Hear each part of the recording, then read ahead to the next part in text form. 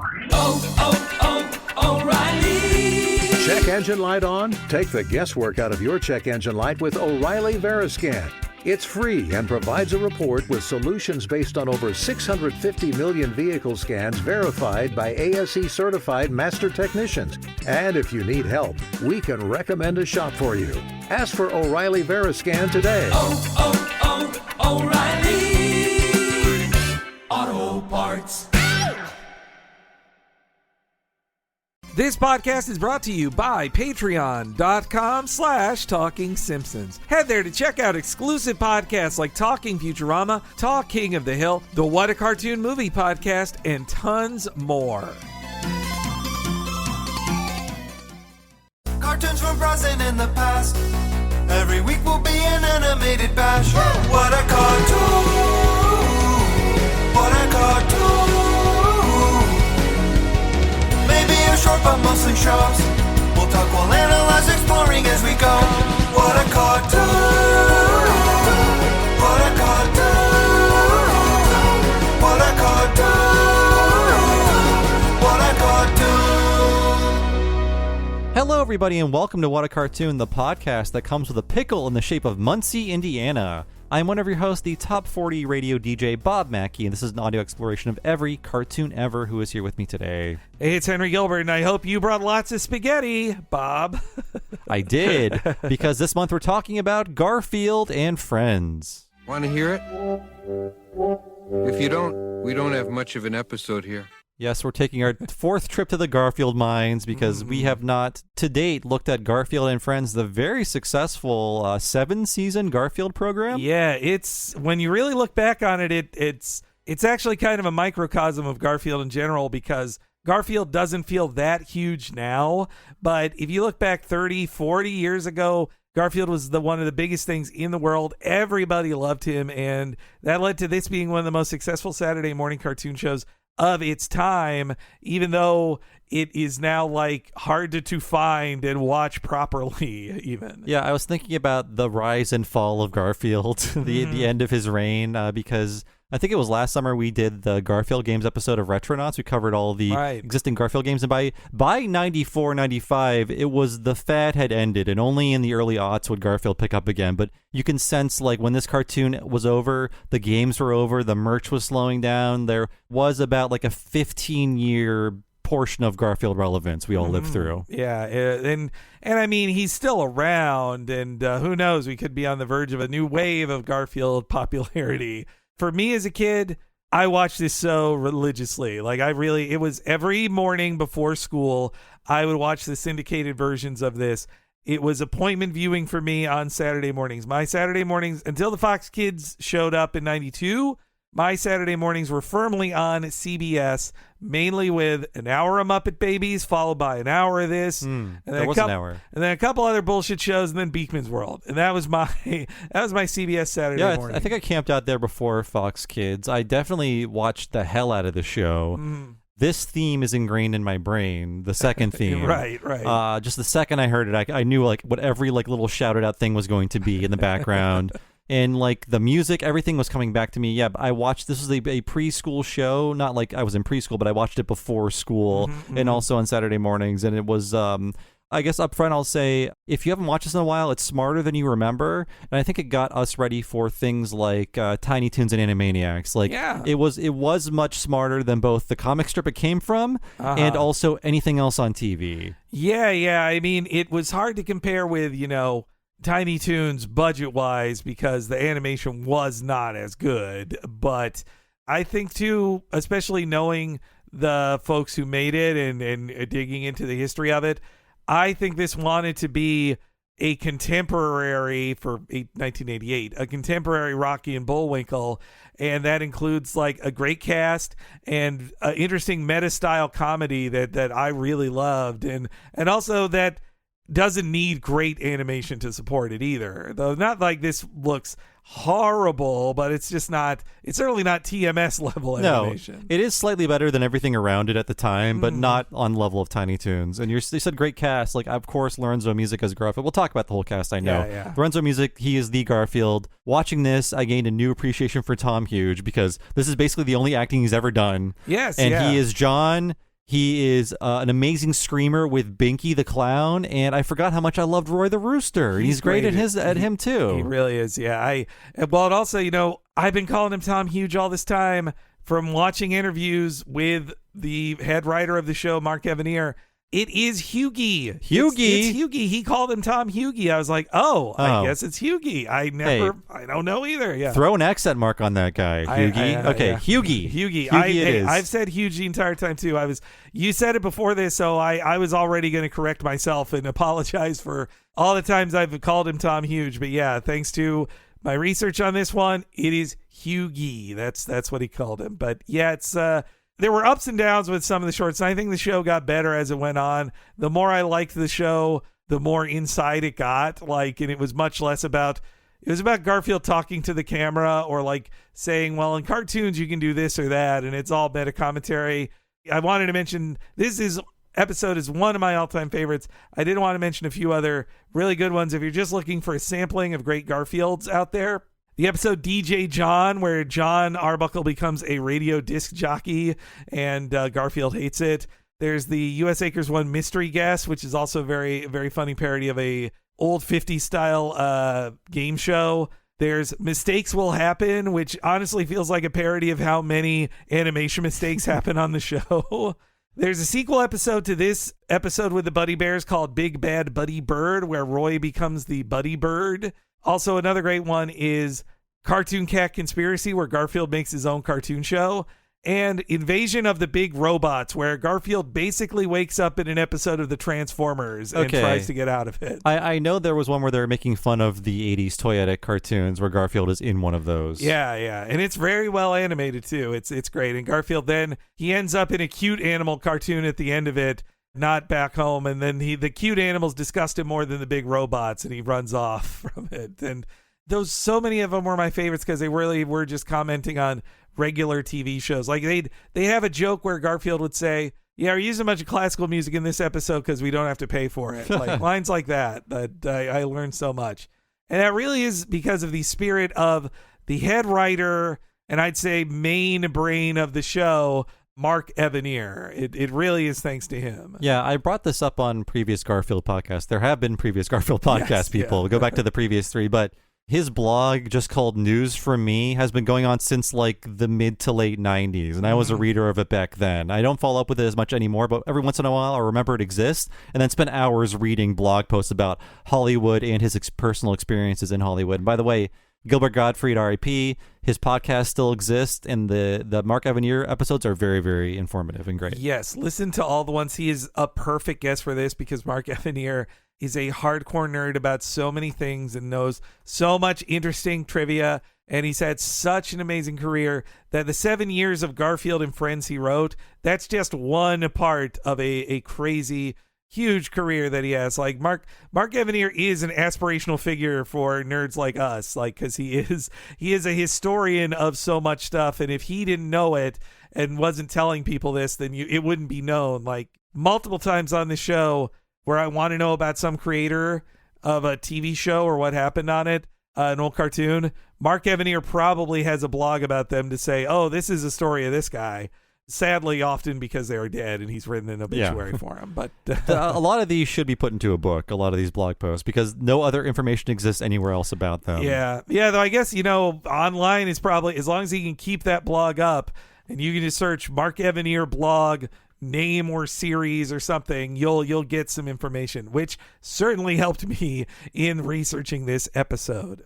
The history up to 1988 or 87 on this, I'm going to zip through. If you want a more in-depth thing, please listen to our ones about Garfield's Halloween, Garfield's Christmas, and Garfield's Thanksgiving. We go much deeper into that stuff there. And also, since then, our friend of the show, Super Eye Patch Wolf, they did a great video on Garfield and the weirdness of Garfield. I would give that a watch. But all right, so You got Jim Davis, a young farm boy turned cartoonist who wanted to be the next Charles Schultz after a failed Gnome the Gnat comic. He then created a comic called John about a guy named John Arbuckle and his cat, his best friend Lyman, and his dog Odie. It ran from 76 to 78. United Feature Syndicate thought, hey, this could be something here. But the real star of this comic is the fat cat who's a jerk.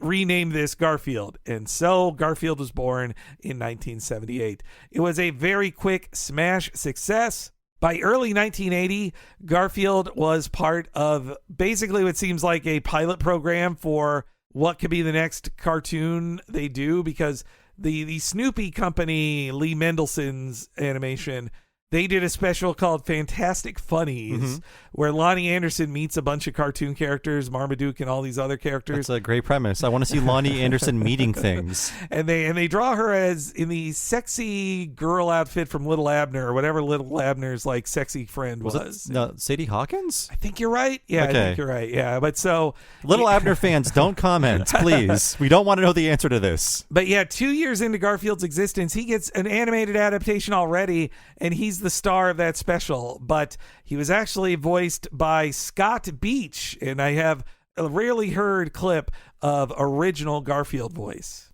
Garfield, you're getting too fat. I am not getting too fat. I'm just ready for the next size kitty bed. That's all. He sounds too much like Orson Welles or... He feels physically uncomfortable, this guy. I'm not... no, that's not true. Yeah. You need the laconic Lorenzo music. Yeah, I mean, once you hear Lorenzo music, you know that he was right for it. But yeah, it's... so yeah, after that, they're wanting to make an animated series. By 1981, Jim Davis officially forms Paws Inc. and is really starting the Garfield merch going. So in 1982, with Lee Mendelsohn and Phil Roman as the director, they do Here Comes Garfield. Mark Evanier tells the story that, and this was all casting done before Mark Evanier comes on Garfield and Friends, but these are all cast members of the show, so that's why I'm listing him here. Lorenzo Music was the 904th guy. Apparently, he says that they interviewed for Garfield, and the second he came in, they're like, "Holy shit, you're Garfield!" Like, because somebody asked him, "Oh, did they want a Bill Murray type?" And he says, "If they'd wanted a Bill Murray type, they would have gotten to Lorenzo Music much sooner than they did in casting him. So no, they didn't want a Bill Murray type." And he also had a semi-famous voice playing a character on Rhoda that you would never see. Yeah, Carlton, your doorman. Yeah. So he was a co-creator of the Rhoda show, and a writer on it, and they just were like, well, you have a funny voice. We'll make you the doorman who you just hear through the buzzer.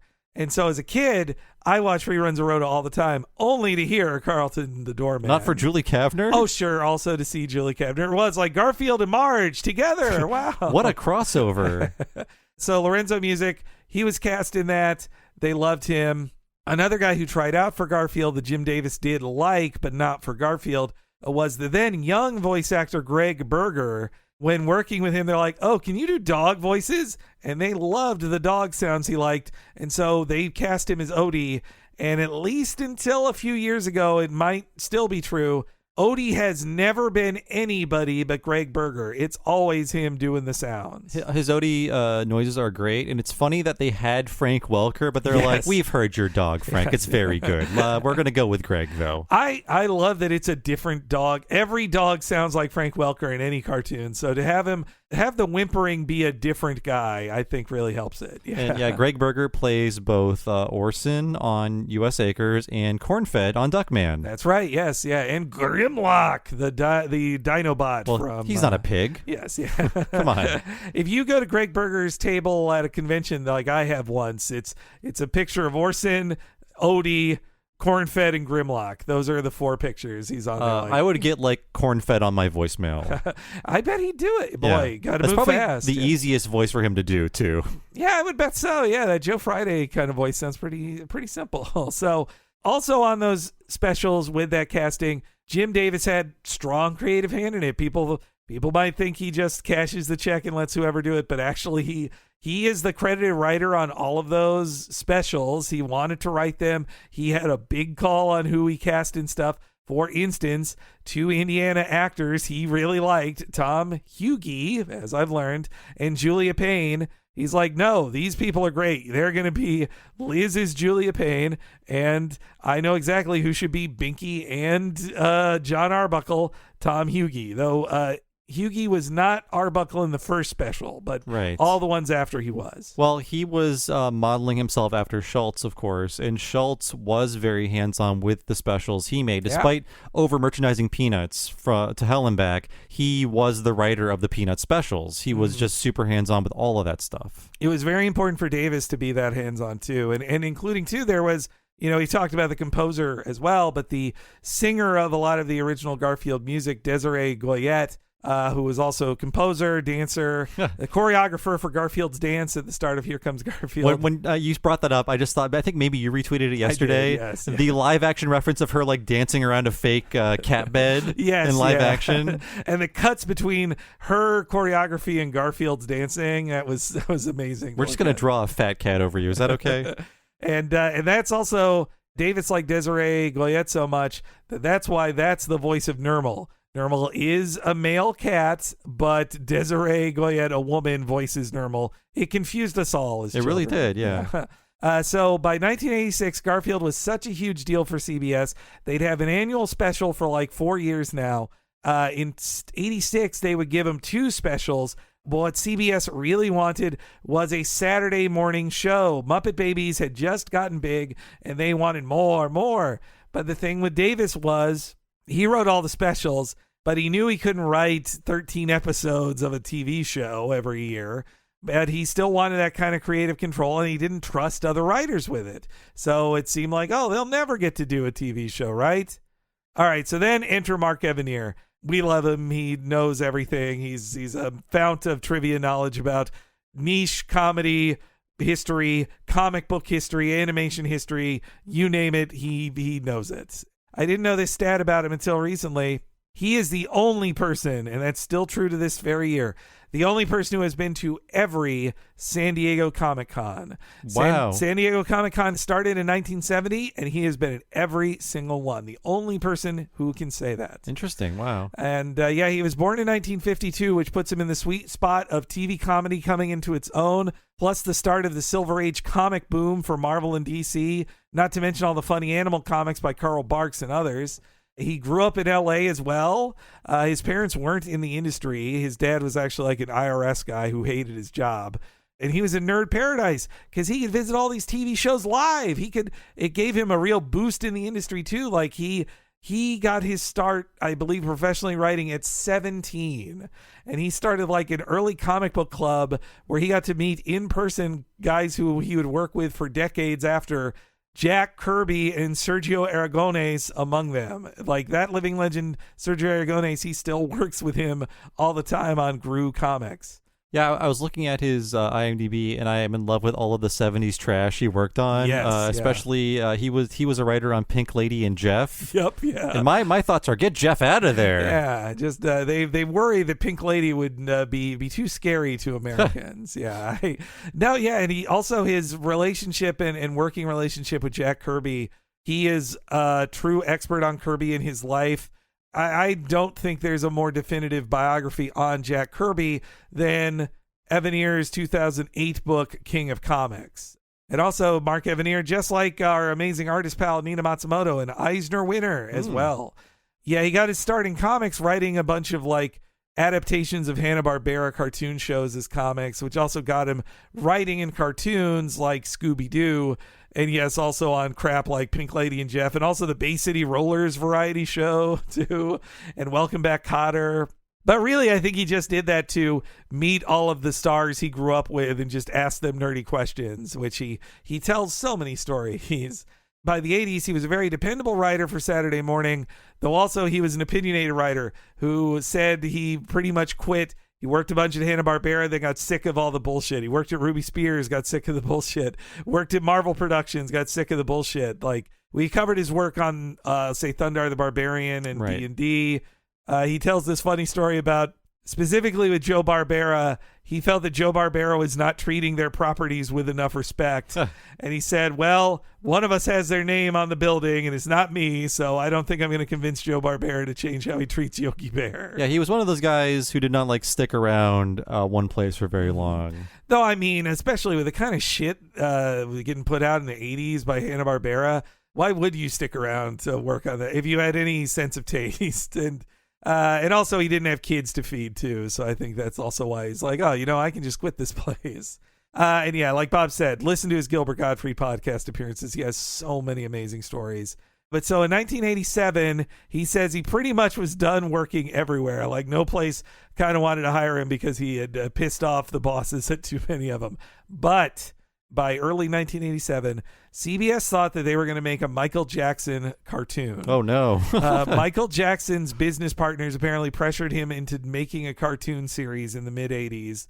Michael Jackson apparently didn't like the idea, but was still kind of half committed to it. And Mark Evanier was assigned to be the writer on the show. And he worked with Michael Jackson a lot on it. And he said, I have a million crazy stories about Michael Jackson I won't tell, about just what a weird individual he was. I guess that's the one Michael Jackson bullet society dodged. There was not a traditional cartoon. Apparently it was that he said, I don't want to be a cartoon character, and eventually just fell apart. And he says that Evanier said it was just so frustrating he couldn't stand it. He also, this sounds creepier now than when he wrote it, I think, but also Michael Jackson wanted to work with Evanier because he really apparently enjoyed the Richie Rich cartoon that Mark Evanier worked on, the one about a boy. A little blonde boy? A little more blonde boy. But Evanier apparently joked with Michael Jackson. He's like, well, you like it because you are Richie Rich. Like, you can have anything you want and just buy anything. And he said that Michael Jackson was like, yeah, I guess you're right. Yeah. But Evanier pitched it as like, oh, there's all these funny animals that live on Michael Jackson's estate.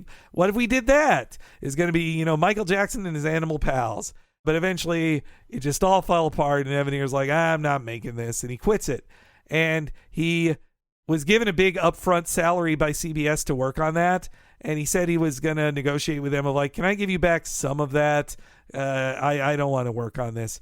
But he said that the very smart CBS executive, Judy Price, she said, well, if you want to write a different pilot script, Jim Davis says he doesn't want to make a Garfield cartoon, but maybe you meet with him and pitch a Garfield cartoon to him and he'll want to do it. And Evanier feared that it was going to end up like all of the other people he worked with. But first he met with Lee Mendelson and the Phil Roman folks and thought, yeah, okay, they seem all right. And then he met with Jim Davis and he says he instantly got respect for him because, believe it or not, he said that Jim Davis actually really cared a lot about the Garfield licensing and who got to license it and do what with it. That's one thing you can say about Jim Davis. It sounds like he cares. He wants to be involved. He doesn't plan on doing anything else. Yeah, he actually really cared. He tells a story about the first time he met with Jim Davis. Jim Davis was handed a prototype of a Garfield clock, and he looked at the Garfield, and Jim Davis says, no, the eyes aren't right. They need to be like this. And he drew on the prototype. And then the person said, if they have to reset the prototype, this will miss Christmas and we're going to lose a bunch of money. And Jim's like, no, we're going to redo the clock. This is Garfield, damn it. And we do things right here. And Evanier says he would have he wanted to kiss him in that moment because he'd seen guys like Joe Barbera not give a shit. And he was like, wow, this guy gives a shit. This Yogi clock is getting very hot. Who cares? I sold 1 million Yogi clocks before. I'll sell 1 million more. All made of lead. But it sure is. Oh, yeah. We're stealing that from Podcast Right. I'm stealing it from Podcast Right. So he also apparently had the ethos that Evanier really liked. Jim Davis, quote, said, if we take care of the cat will take care of us. And they live by that. And so Davis asked Evanier to write a script and a proposal, and Davis liked it. He's like, wow, you actually really get Garfield. And Jim Davis, being the very particular guy he was, he said, all right, I approve Mark Evanier, and only Mark Evanier to write Garfield. So Mark Evanier, that is why he is as he said, all but 6 scripts of the 121 episodes are written by him. He wrote them, and he said that he had friends in the animation industry who actually kind of hated him because they told him, like, well, yeah, hire me on your show. Like, you're show running it. I can write Garfield scripts. And Evanier would have to tell them, my contract with Paws Inc. and CBS is very specific that I am the only writer. I cannot hire you to write scripts. I will say that is very unusual, but around this time, one guy could write an entire season of a Saturday morning cartoon. That was not unusual, but for that to go on and have only one writer, that is unusual. Apparently, the pipeline got smoothed out very quickly. He needed to be able to pump out scripts really fast, and it really helped in that, thanks to Jim Davis having all this power of Garfield, he also could say, well, you don't really get to give him any notes because that'd slow down things. I'll be the guy who gives approval. And he says that Davis, after I think about the first season or so, he eventually just said, like, yeah, just do what you want. You don't even need to run the approval by me. Oh, so, nice. Yeah. And Evan here also credits that, he's like, oh, and it was the most popular show on CBS for years in their Saturday morning thing. And he says it's not because he's so great. He's like, if you gave a lot of people that much freedom, you'd probably end up with a good show that's popular. But he was one of the few who got it, which also his friends were very jealous of that too. And also, though, another thing in the pitch for the Garfield show was that this was 87. They were working on it. In 1986, Jim Davis launched his second strip, U.S. Acres. You know what? Never saw it in newspapers. I didn't even see a single book of this thing. So for the longest time, I thought that these were exclusive characters just for the TV show. I didn't know there was a source for all these guys. Me too. I had no clue U.S. Acres was a comic strip. I think it was like years into the series that I went to a bookstore that had one collection of U.S. Acres in it, and that's when it hit me. Wait, U.S. Acres is a comic strip? Yeah. I mean, I was in Ohio, next door to our horrible neighbors, Indiana. Maybe that's why we didn't run the comic. That's true. Yeah, they hate Indiana so much that this comic, ostensibly about an Indiana farm, because that's where Jim Davis grew up. I mean, really, Ohioans are more focused on hating Pennsylvania. Okay. We don't really think about Indiana. At least people in the eastern part of Ohio, we really don't like Pennsylvania. I'm fine with it. I like it more, actually. You'd rather be there than Ohio. Yes. U.S. Acres I never heard of, but it was aimed at younger audiences. Like, it was seen as like, oh, Garfield is for, grumpy adults and kids who like that. This was supposed to be his kid strip. And I flipped through the first, it's very easy to read a bunch of U.S. Acres. So I flipped through a bunch of them. It's crazy that the first 3 months of it is a slow pace. It's just Orson. It's like Orson is born, and it's him and his mom and his mean brothers. And then 2 months in, he moves off of the farm and moves to the new farm, which then he, at 4 months in, I think it is, he meets Roy. And then it's a slow roll out of the other characters. Is this a manga? What's happening here?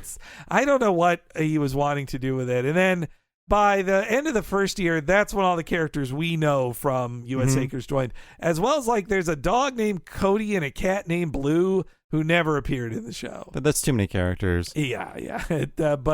And also, it's the only one with a recurring female character in Atlanta Lynn, the sheep, who's a bitch, just like Liz. She's got a real Patty and Selma kind of demeanor about her. Yeah. Well, I'll talk more about this when we talk about the Orson's Farm segments. But people, when I would talk about Garfield and Friends as an adult, remembering it 10 years later in my 20s, and everyone would be like, yeah, U.S. Acres sucked. That part of the show was awful. Going back to it now, I was like, oh, I forgot how much I like this and all these characters. And I love Roy, and I really like Wade. I love duck characters, but Wade is the best, and he's got a Dana Snyder style voice. And I know the actor who does it, but it's just everything he says is just so fucking funny. I love Wade. And his anxiety is very identifiable. Yes. As an anxious kid, I was like, this speaks to me. You know what? My brother would make fun of me because he said I was very similar to Orson in that if I was told to put away books or whatever, I would just stop and read them. I would do those things. And I'm sure we'll talk about it. Maybe we have before, but one of the most disappointing things in history, if you were a kid at that age, is the hatching of Sheldon. Yes, yep, yeah, that is one of the most frustrating segments in cartoon history. Now I can appreciate it for screwing over so many kids and messing them with their minds. But yeah, the character Sheldon, in case you don't remember, he's an egg with legs. One episode's Sheldon is finally going to hatch. He hatches. What's under the egg? Another eggshell. Bullshit. Yes. No, but now It haunts us. Now I see it as Evan here intentionally pranking people. Yeah. It was a fun little tweaking of the audience. No, I mean, I still love Garfield, and I miss when Garfield isn't on screen, but I liked enough the U.S. Acres as a kid, and now as an adult, I don't want to skip those segments. They aren't bad, and usually they have a song in them. Like that Banana Nose song is stuck in my head still to this day. Like, yeah, the one in this episode not that great, but normally there'd be a few toe tappers in there. Yeah, but yeah, so U.S. Acres, the comic had premiered, and I wonder if looking at the timeline, did they beef up the cast of U.S. Acres knowing that it was going to be a segment on the Saturday morning cartoon show? Is that when they did it? Yeah, it could be. And as Evanier tells the story, the comic strip ended in 1989. Yeah, it was not a success in any way, which... How can you not use the momentum of Garfield to launch a new strip? It must have been a horrible failure. Yeah, I mean, it's not a good strip. And also, like, Jim Davis pretty much just handed the strip to one of his assistants who, I'll give the assistant credit, he was able to get his name on the strip. So it was Jim Davis and other man. But you could also tell Jim Davis, it was less in the Jim Davis house style. If you read the last comic strip, it is about how the show only exists on U.S. Acres only exists on TV now, and that the comic strip is over. It, as Evanier said, it was in 300 newspapers, which if you were a regular cartoonist, that's amazing success. If you're Jim Davis, it's a waste of your time and you end it. So that's what happened to U.S. Acres, but it lives on much more as a series. And the only other writer on it than Evanier credited is Charmin Devono, a woman who wrote, I think, 6 episodes of the show, unnamed which they are. One of the few women writing back then. She wrote for G.I. Joe. She wrote for DuckTales. She wrote for Droids. The most I learned about her career is thanks to the hardcorest of hardcore nerds, Star Trek nerds. On the Star Trek wiki, they have a bit more information about Devono because she wrote the 1980s Star Trek newspaper comic strip, which I did not know existed until this very day. Jeez, yeah, I had no idea. So thank you, Trekkies, and your wonderful wiki page, Memory Alpha. You guys maintain that very well. And so, yeah, Jim Davis got the Simpsons-style deal of no notes, and Evanier pretty much just, he'd stay up all night, write a script, and he's like, okay, we're going to do the voice recording. And he got to cast whoever he felt like. He had the cast that Davis already had set up, but he also could just cast whoever he wanted pretty much for any role. Like he'd write a role and think, well, I think this guy would be good for it. I wonder if they're available. And they live in LA and would show up for it. And this is when Mark Evanier became a voice director. He is also one of the most prolific voice directors of his generation. Like one of his recurring San Diego Comic-Con panels that I've always wanted to go to but never did, and maybe someday I will. He's the guy who hosts the voice actor panel where they perform scripts as the characters, and he interviews voice actors. You always see clips of those online. Yeah, Mark Evanier knows all the voice actors. He loves voice actors, loves working with them. He just told this funny story about how the studio where he recorded all the Garfields, called Buzzies, you see it in the credits, Buzzies, it just closed down. Wow. And when it closed down, they gave him a ton of the audio archives they had saved of his time. So he says he has like 7 hours of him doing a session with James Earl Jones, for instance. For Garfield. Yeah. Yeah, I'm sure if I went back to watch all 122, which isn't really that many if you think about it, I could recognize like every like headed towards the grave actor in this. I know like Pat Buttram was in a bunch of these playing the same character. Oh yeah, I have a little list of some of the old guys, but yeah. So the big casting moves by Evanier of the main cast were, he got Frank Welker. Bo the Sheep, I think, is his biggest character, but he's just there to be like, can you just do a one-off guy or noises, Frank Welker? Yes, you can. You can do anything. And then the other biggie was Howie Morris as Wade, who has a very distinct voice that when you hear it, you're like, you see him in stuff, you're like, oh, it's that guy. He was like, when I saw him in Mel Brooks movies, like say as the court faggot in the History of the World Part 1, I was like, wait, that's Wade. I had the exact same. I mean, I don't think I liked that movie, but I was watching it on Comedy Central, and I love Spaceballs, by the way. But when I saw him, I was like, that's Wade. Nobody else has that voice. That's Wade Duck. And he was Ernest T. Bass on Andy Griffith's show as well. Oh, wow. Yeah. He goes back a long time. And apparently Howie Morris, like, he had transitioned mainly into voice acting by that time, and was actually also a very prolific voice director as well back then. So that's why you hear him in so many things, is his very distinct voice. But yes, Bob, like you said, Evanier, because he's a fan of old classic comedy and radio, he just got a very old person he could on the show. Here's a small list of them: Don Knotts, Jonathan Winters, James Earl Jones. You hear him at the start of the credits every time. Gary Owens, like, yeah. You got Stan Freberg, Paul Winchell. He did several episodes. Bill Woodson, the Super Friends announcer. You've got Pat Buttram, Mr. Haney from Green Acres, did a ton of them. You got Dick Tufeld, the Lost in Space robot. Oh, okay. Your Show of Shows co-star Imogene Coca, which I know is just a name said by Mystery Science Theater jokes. That's basically all I know about it. You got Larry Storch, recently passed away. Larry Storch. He Storch just passed away, and he was like 102. And Rip Taylor, Yeah. and a million voices, like Chick Hearn playing basically himself in it. Like, I could have listed 17 more. And this episode has June Foray in it as well. Like, it was really just him going like, oh, this old man, he would say, he'd cast somebody from Roger Ramjet, and the guy would come in and say, hey, I used to work on Roger Ramjet. And Evanier's response would be, I know, and I actually want you to just do that voice in this character. I wrote it for that. Small Larry Storch sidebar, because I'll nowhere else to say this. When he died recently, I was like, well, is he the last classic Warner Brothers shorts voice actor to die? And then I checked, no. The guy who did the voice of the Ant and the Aardvark, which was the other, one of the like 3 or 4 new characters of the late 60s, he is still alive. Oh, wow. Okay, so all that history lives with him then. Yeah, he could be the last one. I think he is. Man, but hearing Evanier's stories about like the casting, and just like, he also would do it all in person in radio plays. A big thing for him too was that it really frustrated him on other shows that there wouldn't be crosstalk in animation. He mentioned the guys like Ruby Spears actually came up through the editing area of Hanna-Barbera. And so in audio editing for cartoons back then, you don't have crosstalk because that's hard to animate. It would make it, though, very, staid, because nobody talks over each other.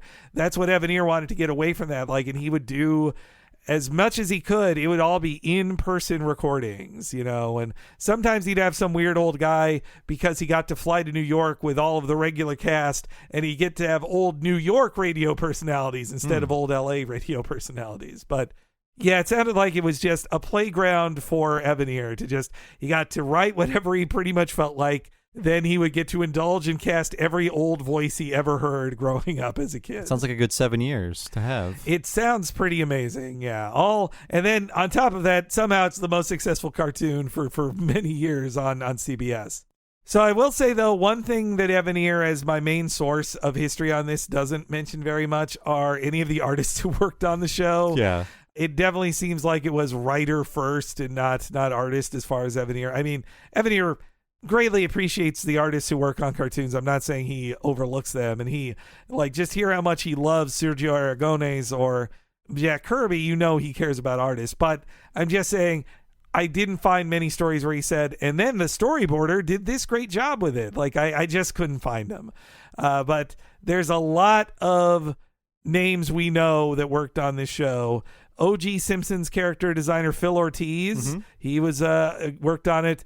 Future Simpsons and King of the Hill director Clay Hall was the director on the show. Okay. Somehow, I don't know what episode, Dan Haskett did storyboarding on this. Like, Disney legend Dan Haskett. He was doing everything around this time. Yeah, he must have just had like a free week and just like, I'll draw some Garfield, fine. You got Ren and Stimpy OG Ron Hugart worked on some. And also from Scooby-Doo Zombie Island, we talked about Davis Doy, one of the head producers on that. He also worked a lot on this. So, and from the look of the credits, boards and layout both seem to be done on the U.S. side. It wasn't so cheap as to be like say that Sonic cartoon we did, where it's just like, just do some boards and we're shipping them to Korea and they'll animate however they feel. We won't like fix any mistakes. Yes, yeah. They at least seem to do key layouts here in America as well. So board and layout here. all done through Film Roman. This was what made Film Roman really, really big. Like, this was their first regular TV show. Then right after that, a few years into this, then they'd sell Bobby's World to Fox. And then a year after that, they'd yoink Simpsons away from Klasky Csupo. Yeah, there was a 2-year period in which Garfield and Friends and The Simpsons were being produced in the same studio. Yes, yeah. We've heard that there was sometimes some tension with the Garfield people working on Simpsons stuff. But Film Roman quickly learned their lesson. But and all the overseas animation, why it was done by Wang Film / Cuckoo's Nest. I think when they learned what Wang Films was to Americans, they're like, all right, it's called Cuckoo's Nest in America. But nothing funny about a cuckoo, except for that word cuck. That's where cuck comes from, by the way. You're right. Yep. Wow. Yeah. But Wang Films, they did a serviceable job on Garfield. It looks just fine. Hanna-Barbera was putting out shittier looking stuff around the same time, so it's not like it was like bottom of the barrel. Yeah. Wang Films got their start actually animating in the late 70s on Hanna-Barbera junk. Like they were one of the first Korean outsourcing studios. They worked on Japanese productions as well back then.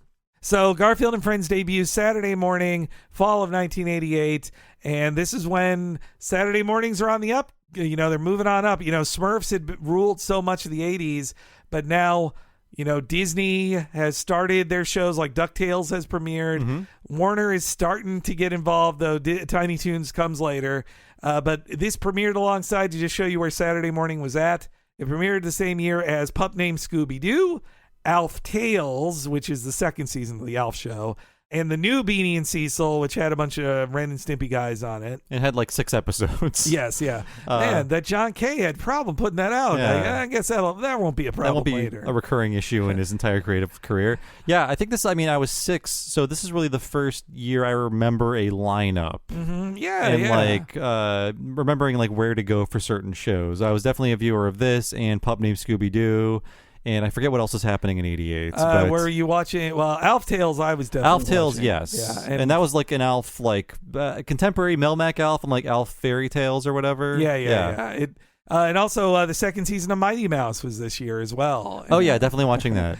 and Muppet Babies. Like, it was deep into Muppet Babies. I think I was like attached to CBS because CBS had Muppet Babies, Mighty Mouse, and this, and I was watching all of those. Though also shit like Kissy Fur was also on at the same time, and Smurfs, it just wouldn't go away. It's my sister was a Kissy Fur fan. Oh really? Yeah. And that nobody remembers. I think there was a character in that named Doofus. That's all I remember. And Garfield and Friends was quickly the top-rated show on CBS. It was so big that by the next year, CBS was said, okay, we did 13 episodes your first season. Can you do 26? They could only do 18, but that was good enough for CBS. They aired Garfield as an hour. They're like, we don't need Garfield's an hour-long show. By Mark Evanier's count, he said you could even call Garfield and Friends 8 seasons, not 7, because the first hour-long season was really seasons 2 and 3 just shoved together.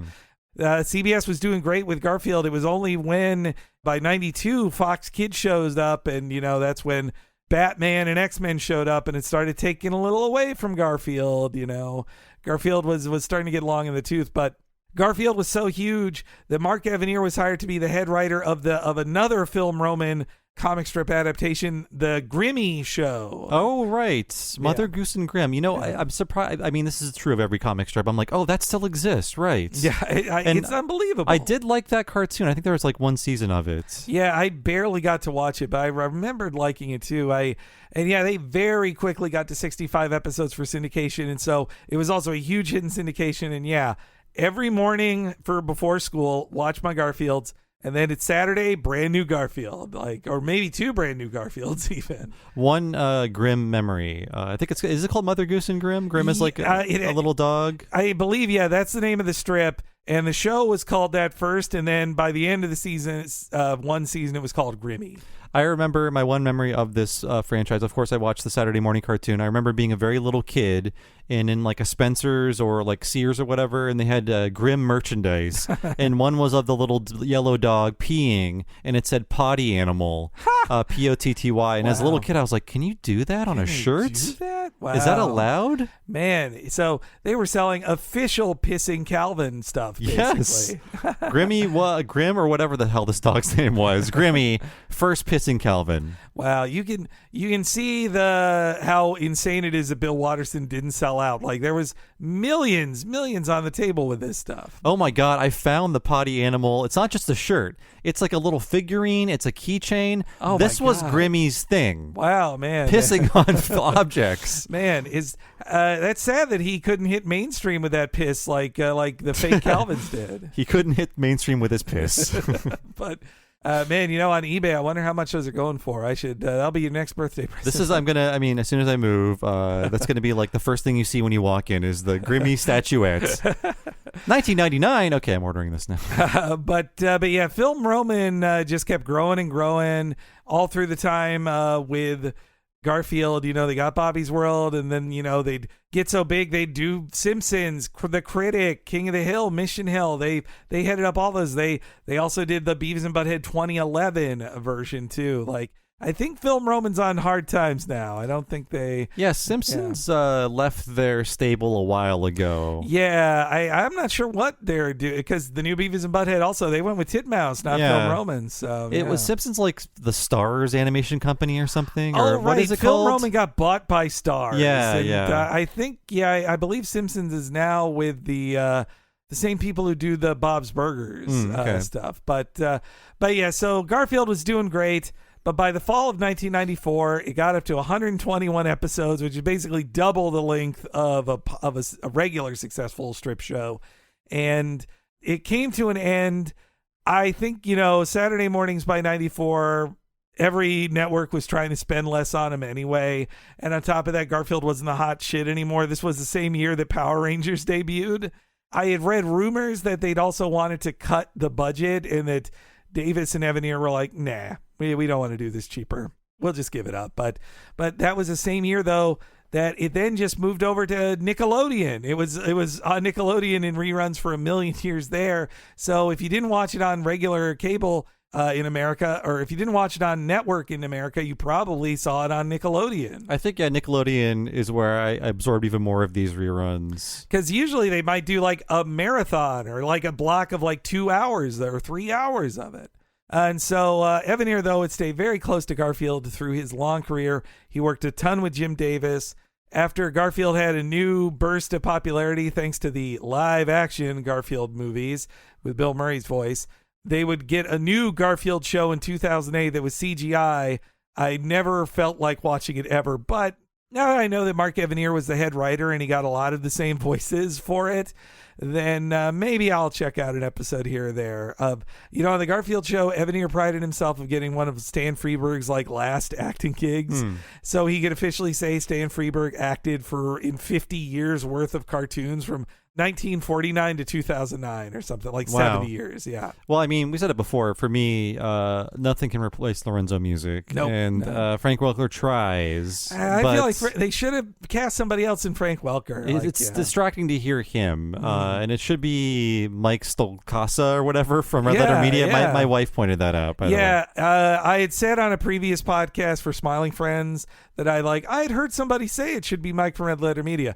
Proper crediting, it was Nina Matsumoto's idea, and she's right. I know probably Mike has said too many things in too many places to be cast by a major studio as the voice of Garfield, but if it was still up to Jim Davis, I think it should be Mike as the voice. He could do it for I bet 20, 30 years. Garfield is like Mr. Plinkett with about 20% more energy. Yes, yeah. Well, I do think Evanier writes Garfield with slightly more energy than Jim Davis does, too. And also, I found out that Garfield show is funded by a French company, so apparently France loves Garfield. The feel of those horrid Garfield games in the PS2 era, they also have the feel of European money, don't they? A lot, yeah, total Euro jank too. And so many of those I know Garfield was a worldwide hit, but most of the Garfield games are European. Yeah. And there's one Japanese game. I had no clue that the French loved Garfield so much. But yes, sadly, Lorenzo Music, he passed away, died a month before 9/11 from leukemia, I believe. He made it out without seeing what would happen.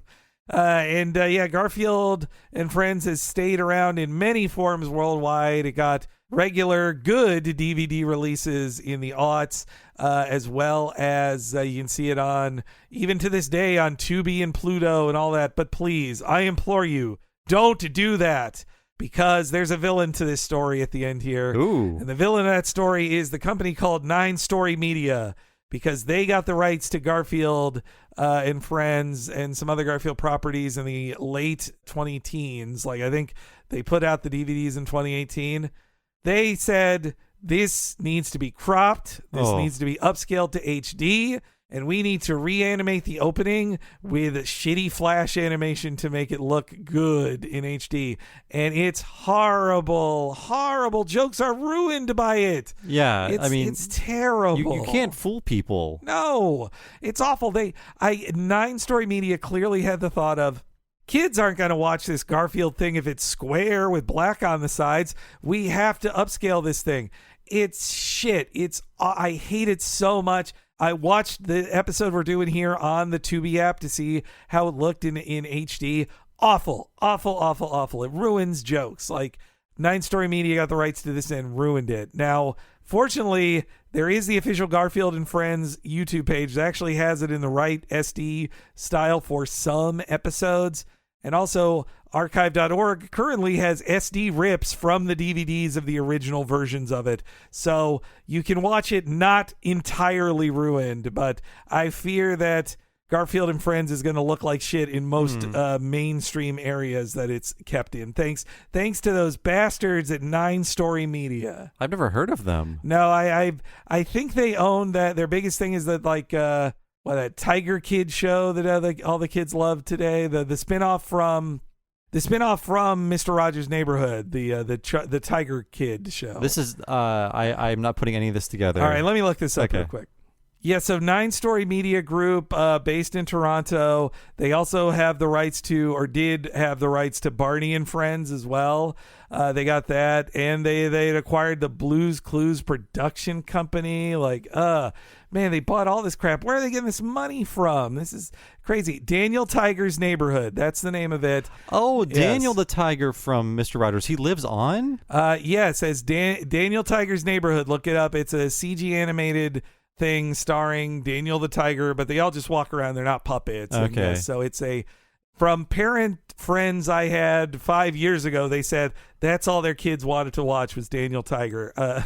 Apparently kids now, they want to watch a show called Bluey, which I've heard is actually better, and is one for parents. I've heard that. The show Bluey is about how parents are tired and they need to they trick their kids into letting them rest. That's a lot of the plots of Bluey, apparently. Interesting. Yeah, but yeah, 9 Story Media Group. I've never heard of them before. I hate now knowing who they are. We cursed their name on the show. And Mark Evanier, though, he stayed close with Garfield. Not only did he do 5 seasons of The Garfield Show, but also up until recently, he was writing the Garfield comics for Boom Comics. So there were recent Garfield comics, and Evanier wrote them. And, of course, he still is doing stuff with living legend Sergio Aragones and his Gru comics, which are a whole lot of fun. And, of course, who knows what shall happen with Garfield and Friends.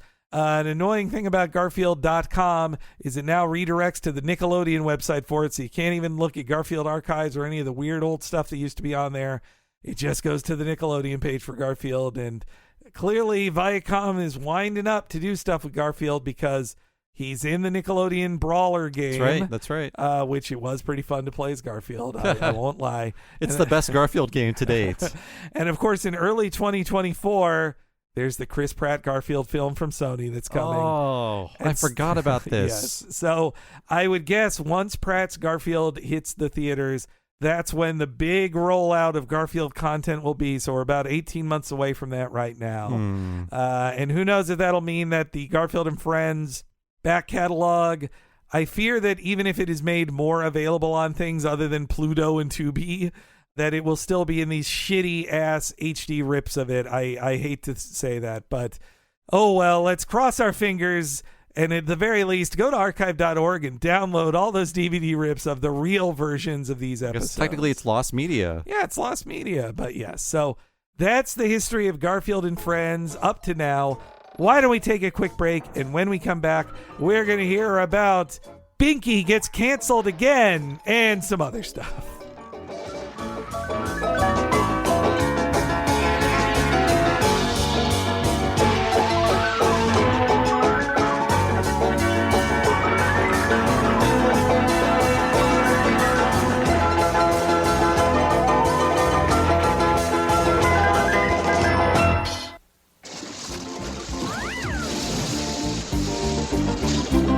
We'll be back in a moment on dry land.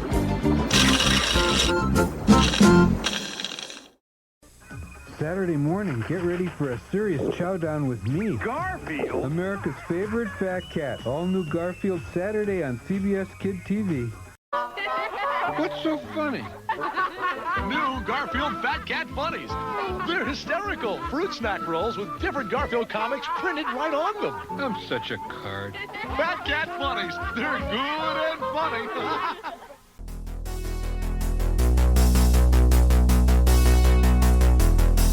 Hey everybody, welcome to the break with pies of all sizes. It's Henry Gilbert. Hey everybody, it's Bob Mackey, and if you disagree with me, it means that you are wrong.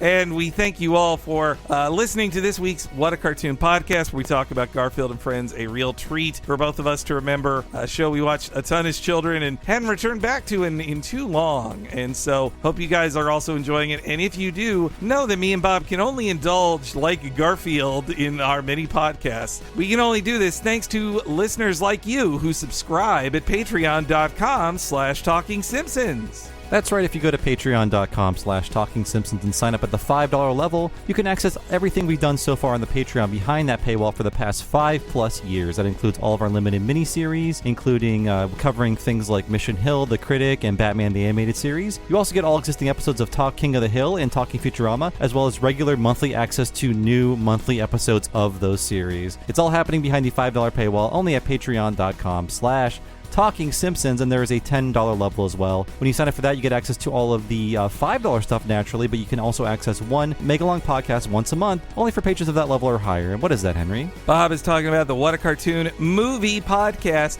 where we covered animated feature film crazy in depth, just like we do an episode of Garfield and Friends. At the end of this month, you'll get to hear a really great new one we're doing on Beavis and Butthead Do the Universe, the brand new 2022 sequel film that brought Beavis and Butthead into the present. And in our back catalog, you will hear so many great movies, us covering almost 4 years worth of them. This summer, we did the Summer of the Disney Renaissance Part 2, where we covered Beauty and the Beast, The Little Mermaid, and The Rescuers Down Under. There's a giant back catalog that covers everything from Akira to a Goofy Movie, South Park, Spider-Verse, so many things. You need to check it all out for yourself at patreon.com/TalkingSimpsons. And if you've never been on Patreon before, it's so easy to sign up, and once you do sign up, you're given a code. You have access to that code at all times. You just drop that code into whatever you use to listen to podcasts. That way you can download our bonus podcast alongside your free podcast as part of your podcasting lifestyle. And Patreon has an app for any smart device you might have as well. Either way you do it, it is so easy to access all the content waiting for you at patreon.com/TalkingSimpsons. Okay, we hope you've scarfed down your lasagna during this break, because now it's time to get back to chat about Garfield and Friends and the episode Binky Gets Canceled Again.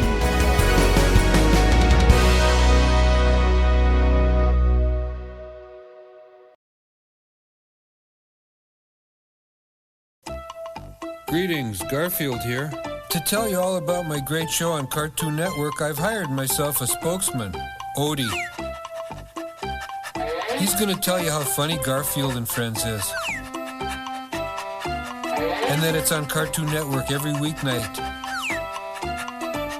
And he'll end by telling you that I'm looking for a new spokesman. See Garfield and Friends tonight at 6 on the home of Garfield, Cartoon Network. Ladies and gentlemen, Garfield and Friends. We're ready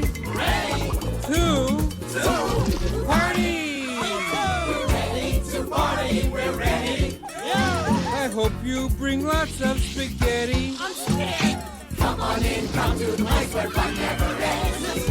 Come on in, it's time to party with Garfield and friends. Dancing, Fiesta, romancing, siesta, samba, la bamba. Ay, caramba, disguises, surprises, and pies of all sizes.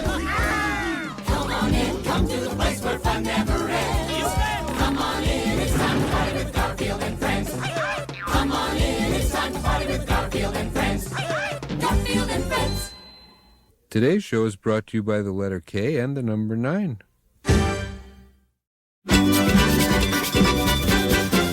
So he came in with the opening theme, Ready to Party, which was the second series opening theme, and the one that was on all of the syndicated versions, so it's probably the one you grew up listening to. Yeah, it really sells the show as a much more fast-paced, exciting, action-packed show, but it really isn't. Yeah. Well, and I think the original theme, Friends Are There to Help You Get Started, which I probably put as the other bumper on this, it's a good song, but I feel like the classic Ready to Party one, it starts with them pretending like they're going to play Friends Are There, and then it cuts into the fun party song. It feels like them saying, yeah, the old song sucked. Now it's time to party. Woo, party. Is that the part where it's like, ladies and gentlemen, Garfield and friends? Yes, yeah, the Gary Owens bit there. Yes, yeah, it was very weird as a kid before you could look these things up where they replaced the theme song.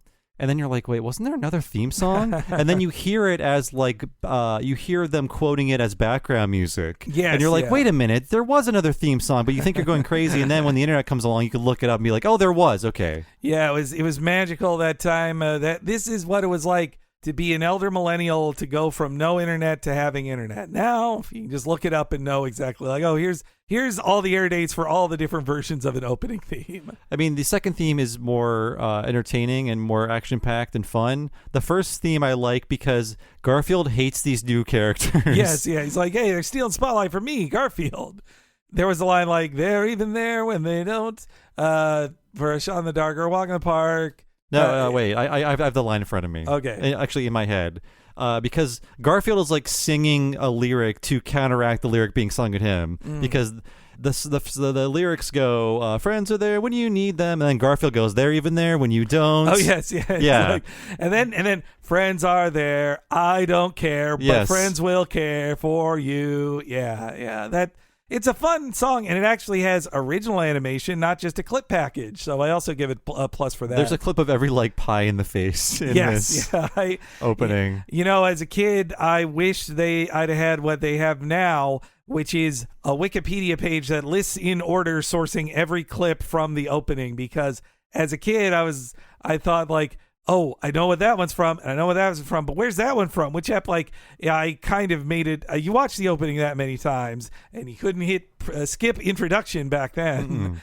You would just play the game like, okay, memorize it. And another of the 9-story media groups things, because they wanted to HDify the opening, they changed all the clips. It's not even the same clips. They cut together different clips. That seems like a lot of extra work. Yeah, to make it worse. Comparatively, our friends who worked on the discotheque, many great discotheque releases, when they did Grimm's Fairy Tales, and they knew how it looked for the edited American versions, they didn't have HD sourcing on that. They cut together those episodes from the HD source with the edits from the Nickelodeon ones to make it look exactly the same. That was the kind of care. Yeah, that hard work paid off. It didn't make a thing worse. Yes, yeah, it's oh boy, then I think another thing that made me love The Simpsons early on, I would have watched this Garfield show before The Simpsons debuted. Like, it debuted 2 years before it, and they both follow so many similar things, including having its own version of a couch gag. Like, Garfield says a different line every episode. Yeah. Was that Evan Year, thinking back to Rocky and Bullwinkle, how the opening would be a little different every time? I think so. Yeah. I think so. Like Evan Year, and I would sure Evan Year has stories about meeting Matt Groening because he has stories about everybody, but him and Groening, very similar guys. So I can see why they reference it. I think born in the same year too. I think you're 52. Right. Yeah. And that's also why both have loud, crazy TV clowns as major characters in their series. Yeah, having Binky and then Krusty in my life at the same time, it was a bit, it gave me pause. Like, wait a minute, what? Are there these many clowns? Yeah, when I looked up other one-liners Garfield says, and Garfield has so many funny ones, my favorite was when Evanier was shitting on how NBC canceled all their kid shows. Garfield actually says, and don't bother checking what's on NBC. They're not running cartoons anymore. Ding. And I was like, wow, that's fun. That's biting there. There's also a dig at NBC in the opening of Freakazoid, in the theme song, because it's Freakazoid in a very bored way watching NBC with like the White House on the TV because there's no more cartoons on NBC. Right. But then something better's on TV. That's right. Yeah. Oh man, that's good. Yeah. I'll mention now too the director of this episode, Jeff Hall, which by the way, I couldn't find any of the animators who worked on this basically don't talk about Garfield if they've done an interview, and most of them don't do interviews. I did a little bit of research. I'm not the producer on this one. I did a tiny bit. The problem is there's like 69 Jeff Halls on IMDb. That doesn't help. A lot of people are named Jeff Hall, and they're all in the entertainment industry. I feel like a few of the Jeff Hall's credits on IMDb are misappropriated too, but I believe the credits on there that are he worked on Smurfs, Muppet Babies, DuckTales, Bobby's World, Freakazoid, a whole bunch of Film Roman and Klasky stuff. And like a lot of the guys we talk about on here, it seems like he has spent the last 20 years working as a sheet timer at Warner. Like that seems to be where a lot of the old hands at Warner just become sheet timers to working with the young guns, just basically to teach younger people, here's how you time out your sheets, kid. But I drew 1 million Garfields. I don't remember it. I see him when I close my eyes. But the episode itself starts with some of the many Garfield quickies, which that sounds gross now when I'm an adult. Like, I wonder if honey, in the let's 80s, let's go like 5 minutes to a Garfield quickie. Let's have a Garfield quickie. Yeah. I mean, a quickie of coitus would last the 90 seconds that a Garfield quickie lasts. That's too fast, honestly. Sometimes you only got time for so much. 90 seconds is but the quickies were usually direct adaptations of a strip, and they were used as filler.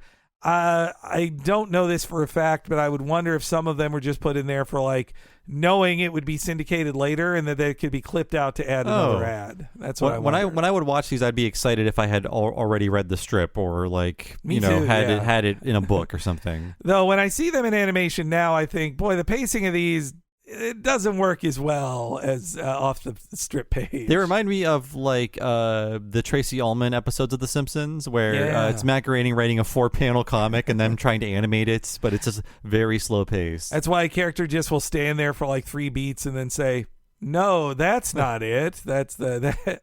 If you want to look up, and I've sourced all 3 of the original strips these quickies come from, so if you want to read them for yourself, first off, look up for Garfield, the September 24th, 1989 comic strip. That's the one this first quickie is from. Oh, right from the headlines there, right? Yeah. Seems like a recent strip. It would have been, I think, like just 3 or 4 months old when they animated this. Yeah. I guess it at least works as an okay misdirect of a classic kick Odie off the table format seen in 8 million Garfield comics. So then we get to the actual first feature of the episode. Binky gets canceled again. So the first one, Binky gets canceled, was in season 2. That's where he just becomes like a handyman, and it's like, what if a crazy clown is a handyman for John? It's not about complaining about the TV industry, which is why I picked this one.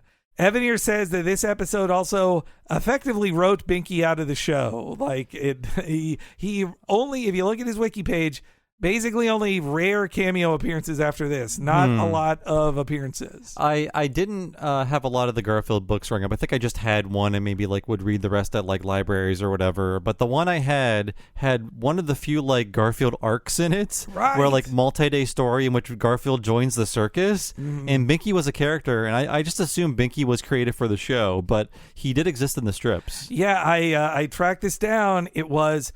Binky's first appearance was actually the Halloween special from 85, and then those comic strip appearances were the next year. So he was, Davis created him, but he was created for the specials and then put into the comics. And I mean, they really loved Hughie's version of his screaming as Binky, just really entertained him. But apparently Evanier He had gotten tired of Binky, and also he says that it was kind of a real stress on Hughie's vocal cords to scream all the time. I'm such a fan of cartoon screaming, and Hughie's portrayal of Binky is next level. As a kid, I bet I thought that Roy and Binky had the same voice actor, but I had no clue that John Arbuckle was the same voice as Binky. They're so different. But yeah, just you know. If you do that in your apartment, they will call the police. Oh yeah, sorry. The one book I had was Garfield Swallows His Pride. Okay. That was his 14th book. I think I had the first dozen, at least, I think. And then I'd also clip them out of the newspaper and put them in a binder. Did that for about a year. Yeah, I was a real Garfield freak. I loved him quite a lot. So, yes, the episode begins with Garfield speaking to the camera and saying this is a Binky episode, and a kid shaking their head like, I don't want to watch a Binky episode. I didn't sign up for this. But we hear that Binky is very successful, which, if you take this as an allegory about Garfield's cartoon, Garfield was also number one in the ratings then. So that's why they're saying Binky was so successful. But success isn't everything, as he would learn from an executive. I have a sad tale to tell you today, folks. It's about Binky the Clown. Want to hear it? If you don't, we don't have much of an episode here. Okay. It all started a few weeks ago. Binky was the #1 kid show host in town until one day. Station manager! Binky, parents are complaining that your show isn't educational.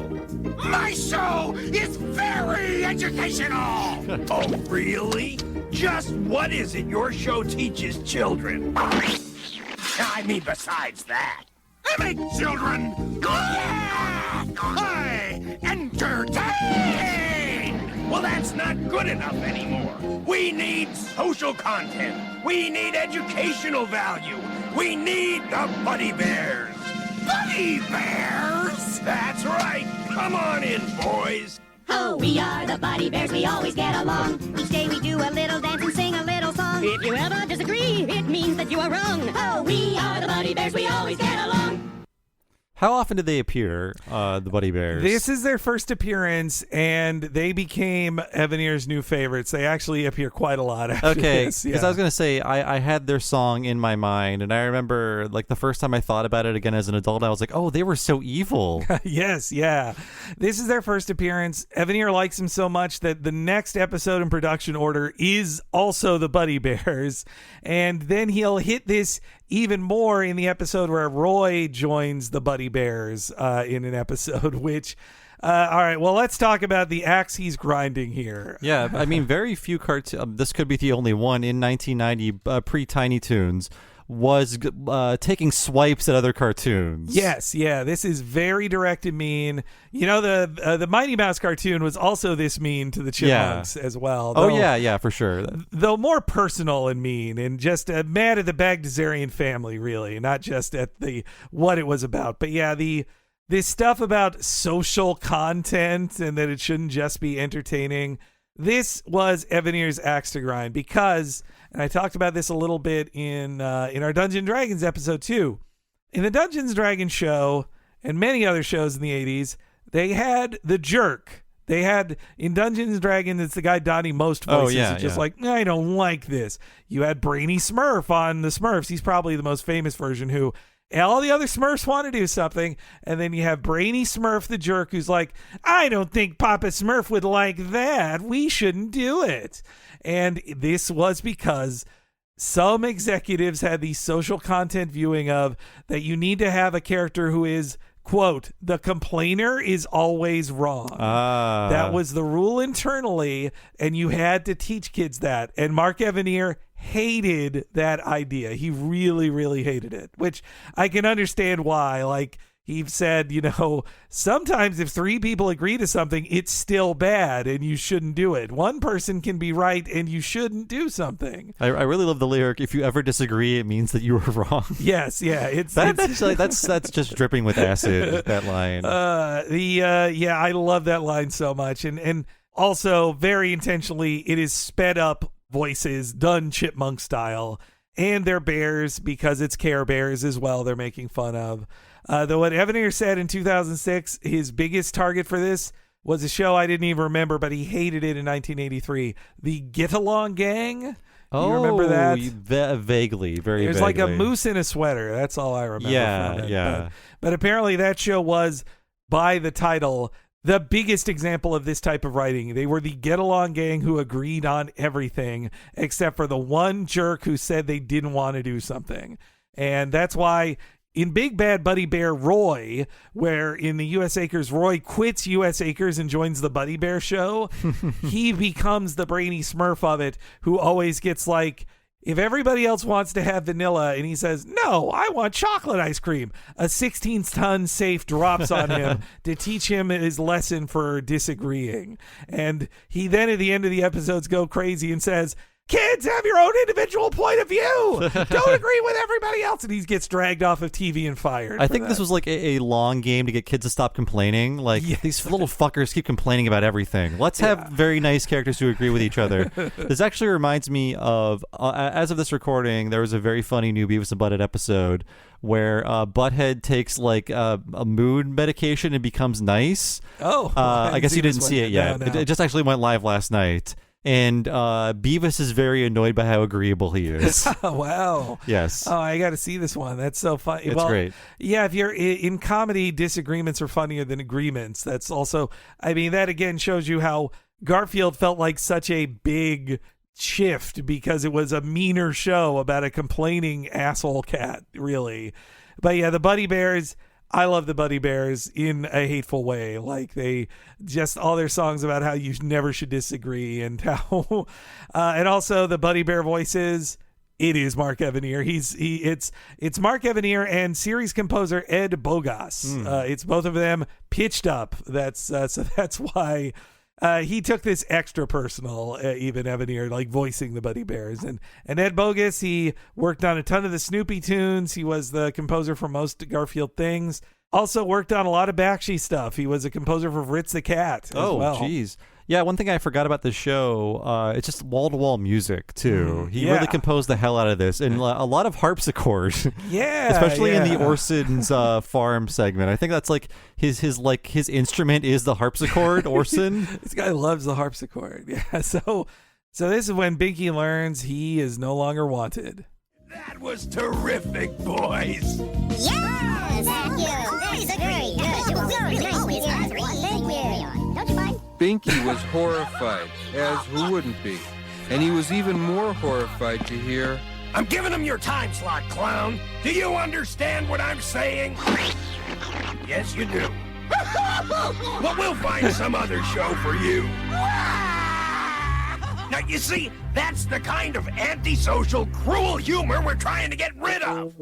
Absolutely. Couldn't agree more. Yes, nothing worse than antisocial humor. Antisocial. Oh no. Yeah, that also literally sounds like he's using an executive buzzwords Evanier had heard of like, Garfield is full of antisocial, cruel humor. That's bad. I like that Garfield was allowed to be a jerk. Yeah. And he gets to say like this cartoon sucks or like there'd also be, it's not in this episode, but Garfield would often say like, hey kids, don't try this at home. And then he'd say, because we're cartoons. Like that, he'd just to underscore how much he hated even having to say, obviously don't try this at home. You're watching a cartoon show, kids. And then Binky gets some new jobs. He first is a news reporter who basically is just telling corny kids joke books gags, really. And then I got to tell you, as a kid, I didn't like this joke. It told me wrestling was scripted, and I was I was 6 then, and I was very sure, like, no, wrestling's not scripted. It's real. Everybody's trying to tell me it's scripted. This is subversive to tell the millions of children this on Saturday mornings. They said like the wrestlers were too distracted and couldn't read their scripts. They did another wrestling episode I looked up, and it was just Garfield starts the episode saying, "Hey Odie, do you want to watch the stupidest, most mind-numbing thing on television there is?" okay, let's watch wrestling. And he just turns it on. There was a lot of wrestling on Saturday mornings, I remember. Yeah, no, this was Hulkamania era. Yeah. It was as big as it ever was then. I recall an Animaniacs where it was one of the later ones where they went with Dr. Scratch and Sniff to a wrestling match, and he really wanted to believe it was real. Right, yeah. Oh, man. And also, the Particle Man song's all about wrestling, the music video. Great video. Yes. And so, yes, Garfield, meanwhile, he is distracted by Binky's poor performance. And this is when Garfield sits down with a small snack to see the Binky show and is greatly disappointed. You can imagine my shock one day when I got a small snack and sat down to watch Binky, only to find... Oh, we are the Body Bears, we never have a fight. Anyone who disagrees is never ever right. If you have a point of view, then keep it out of sight. Oh, we are the Body Bears, we never have a fight. On today's show, we're going to teach educational things, like how to weave baskets and how to name pigeons. But most of all, we're going to teach you how to be sweet and nice and always agree with everyone. Well, folks, you know what it takes to cause me to lose my appetite. I had to find out what happened to Binky. Weaving baskets, that sounds nice. Naming pigeons is fun. Pigeons. But I could see, the Buddy Bears encourage mob mentality. This is how January 6th happened. It's like, no, we all must agree to storm the Capitol. You keep it, and I just love the friendly pressure of agreeing with everybody. That's just great, too. I think, too, though, this weaving baskets and just being friendly stuff, it's also just Evan here saying he misses cartoons where people argue, which... I think there's a place for the Nick Jr. type shows that are just like, well, no, let's have a friend on TV that's nice to you.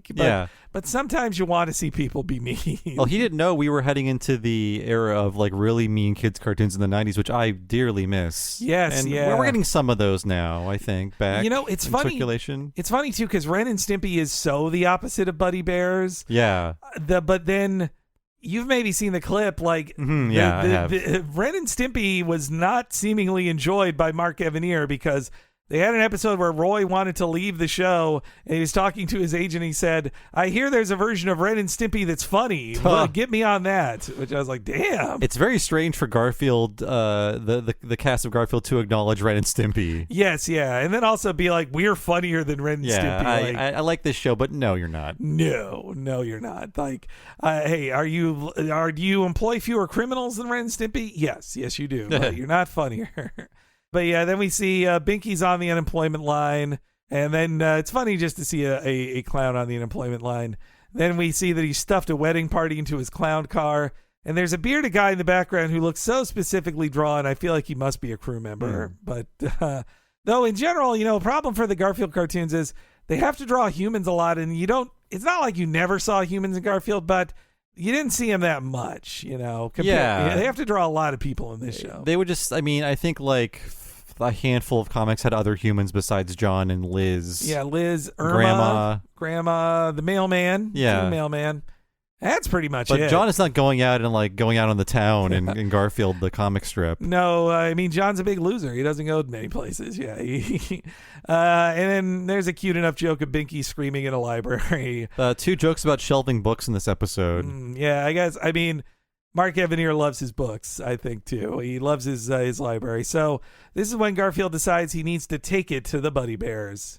Yeah, every so often I do something nice, just to keep folks off guard.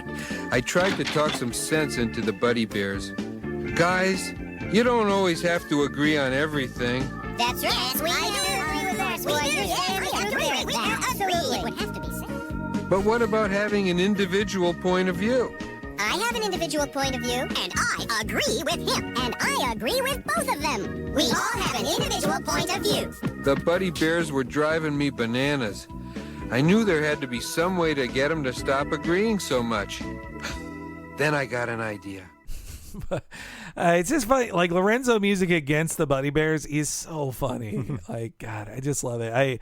I feel like that's Evanier commenting on the fact that Garfield is acting out of character. That he's like, yeah, why am I helping Binky? And he's like, I just do it every now and then to keep people off guard. That's why he's nice. I think, too, another reason I love the Garfield show was that it was full of broad comedy characters from like old vaudeville, including like say an Italian chef character. Yes, yeah. Garfield did not have as many disguises in the comic strip. No. In fact, the opening promises disguises. That's true. Yeah, they disguises and pies. Disguises, surprises, and pies of all sizes. The only recurring bit not in this episode, I think, is the Klopman diamond. They don't have that in this one. Yeah, that's right. Okay. This also does follow the rule that I think in a regular Garfield episode, I'm not counting ones where it breaks the fourth wall. In a regular Garfield one like this, humans can't hear Garfield. They do stay to that rule, but the Buddy Bears are in this weird zone that they are animals, so they can hear Garfield, but they also talk to people. Garfield is a psychic cat. Yes, yeah, that other animals can hear. I never thought about that, actually.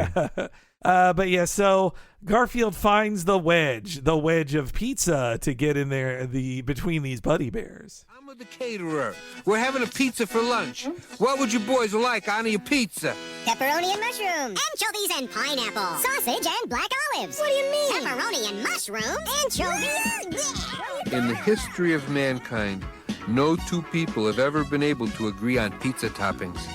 Bears on the air in 3, 2, 1.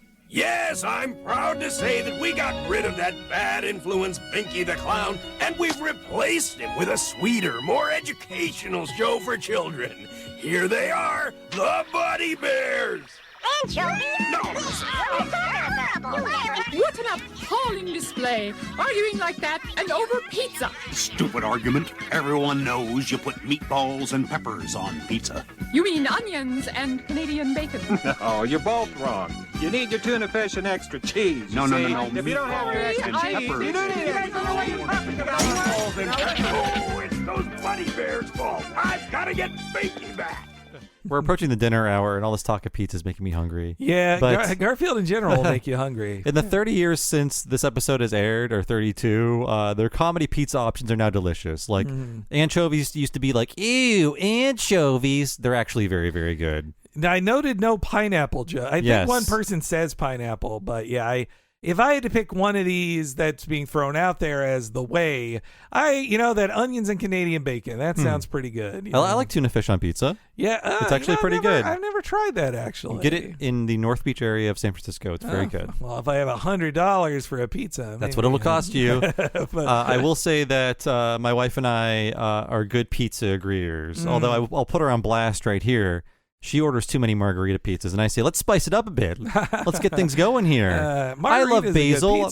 What's that? It's a good pizza. Yeah, it's a good standard pizza, but I want more toppings on it. I want a little more cheese, but she's willing to not get meat on a pizza because I don't do meat. So we're good pizza compromisers, I will say. You ever try the half and half kind? I think that's what me and you have done sometimes, where I get meat on a half and you get not meat. I think every once in a while, yeah, but there's too much worry of a screw up. No, yeah, or certainly, the cheese melts and the halves kind of meld together. And you're like, what you're looking at things, you're like, okay, which part has the sausage? I can't tell. Yeah, you know what, if you're in a writer's room and you're arguing, a lot of this feels like a writer's room argument over food. Like, that's what it feels like. But you know what? The trick is you just order 2 pizzas and everybody takes home the leftover slices they didn't eat of the pizzas. Just order your own small pizza. Or I guess a personal pan was very popular. That at Pizza Hut, that's how my brother got to have his pizza and my pizza my way. Though usually for us growing up, if it was pizza night, you just go with cheese. We just did the safe cheese route. I know that's very boring, but we were mainly cheese pizza household. Now, though, yeah, I think onions and Canadian bacon, that sounds the best to me. Or meatballs and peppers sounds kind of exciting. I'm not much of a peppers guy, Bob, but I should go outside of my safe zone. There's a wealth of non-meat toppings, and they're all good. They're all delicious. Even pineapple?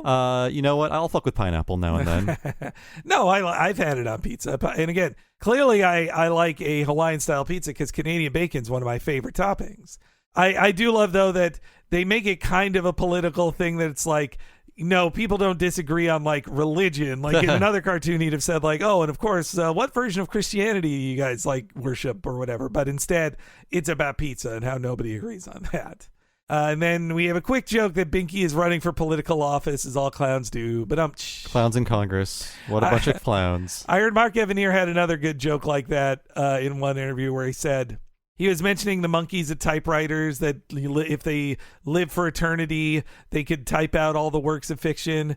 And he says, but unfortunately, they haven't found any monkeys that live forever except for Congress. Ooh, I was like, taking it to Congress. I've heard somebody put a tent on this the Congress because it's a circus full of clowns or whatever. But that's a new Congress is a bunch of clowns joke I had not heard before.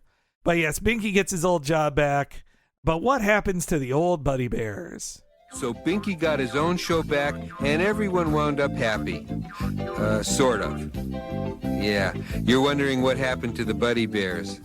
Well, while John's away, I needed someone to cook, so I hired them. Guys, it's dinner time. Oh, we are the Buddy Bears, we never disagree. If you say it's dinner time, it certainly must be. We'll feed you 100 times with happiness and glee. Oh, we are the Buddy Bears, we never disagree.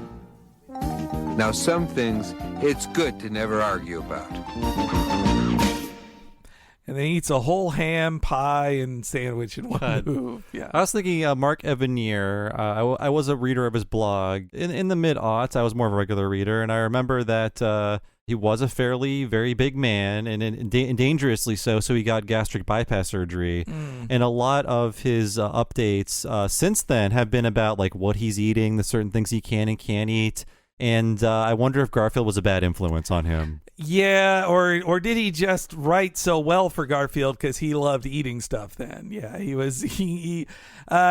just turned 70 this year. Yeah, I watched an interview with him and Sergio Aragonés, which was really great because it's just like two pals talking to each other who've known each other for like 60 years. But Aragonés still sees him as the young guy, and he's like, you're still young. I shouldn't do Aragonés' accent, but he's like, oh, you're still young. You're still one of the young guys. And then he says, Sergio, I'm turning 70. Like I'm not young anymore. I saw a little account from him. Is like he got his surgery, and then the next time he saw June Foray, she said, "Oh my God, Mark, you've lost an entire me." Oh my God, yeah, she must be like just 100 pounds or something. Yeah, she was probably a very tiny old woman at that point. And well, I'm glad he got healthier. Yeah, it's we need his stories to live on as long as possible. Like there's a lot of. I'm glad he does all those blogs, and I hope they always stay up because he is a wealth of information that when he's gone, no one will know this shit. And I was wrong, actually. I looked at his blog, The Archives. It goes back to his very first post in the year 2000. Whoa! And I was scrolling up from the first post. All of the images are still there. Like, everything is still preserved. That's fantastic. Yeah. Wow. 2000 blog still has the correct pictures and everything. It's only because he owns it. Yeah, that's right, man. So, yes, the very next episode of the show will be Garfield at home with the Buddy Bears. And at first, he likes them for being this agreeable and feeding him whenever he feels like it. As time goes on, though, he just can't stand the way they think, and he's able to get rid of them by telling them, Buddy Bears, you guys finished your job, and I did pay you. And they're like, you didn't pay us. No, you haven't. And he's like, wait, you disagree with me that I didn't pay you? That doesn't sound very nice. And they're like, no, you did pay us. And then they leave. But yes, that's the first appearance of the Buddy Bears with quite an axe to grind.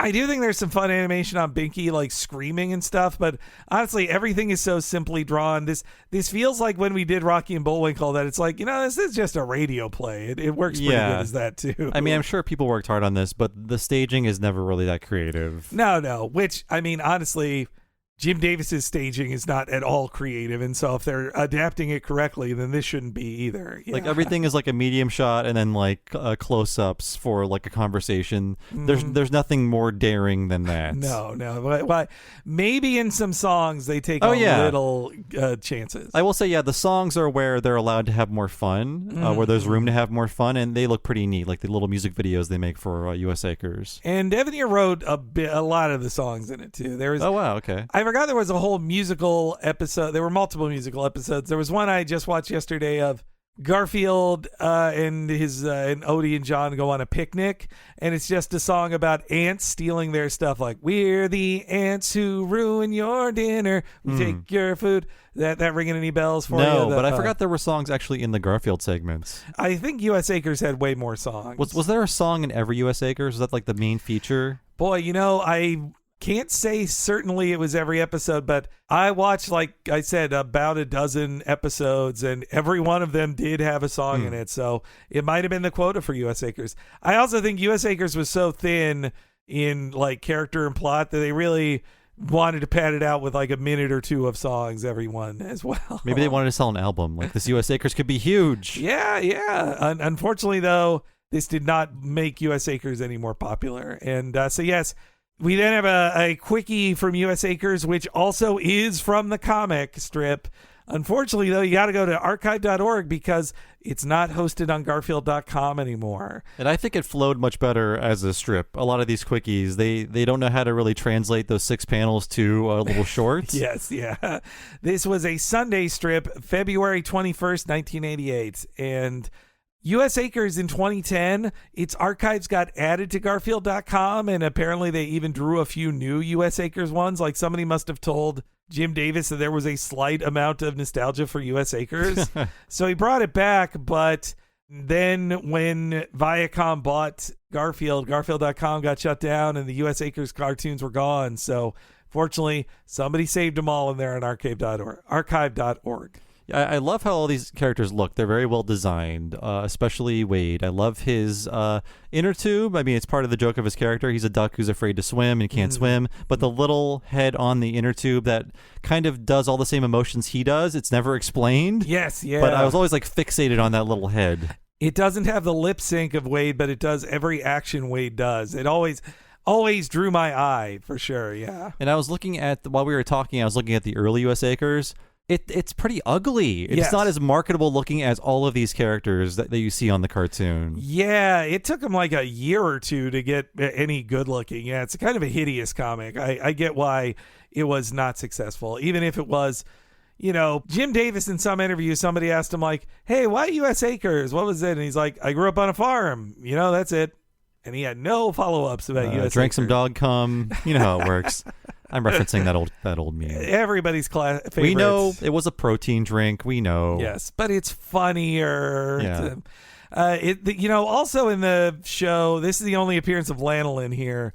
This was how I learned about the Taming of the Shrew. That they did a whole Taming of the Shrew parody episode where it was like teaching Lanolin to be nicer. I have vague memories of this. It was slightly less misogynistic than the original Taming of the Shrew, which really is just about gaslighting a woman until she's a good wife, and she stops having opinions, as women should not have. Mm-mm.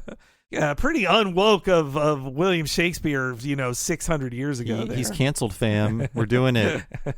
But yes, we start out the proper cartoon, Orson's Diner, with another recurring gag in the show, teaching children what deja vu is, which I did not know what it was until this gag, probably. Deja vu, the sensation that you are doing something you have done before. Deja vu, the sensation that you are doing something you have done before. Deja vu, the sensation that you are doing something you have done before. Deja vu, the sensation that... Putting your books away, huh, Orson? Nothing gets by me. These are old books. I don't have any money for new ones. Well, don't look at me. I can't even afford a new steel-belted radio life preserver. Oh, I wish we had some way to earn extra money. How to start your own restaurant. What do you think? We could start our own eating establishment and make a fortune. This book will tell us how to do it. Let me put a few more away and then we'll get to it. Deja vu, the sensation that you are doing something you have done before. Deja vu, the sensation... Deja vu, deja vu, deja vu, deja vu, deja vu, deja vu.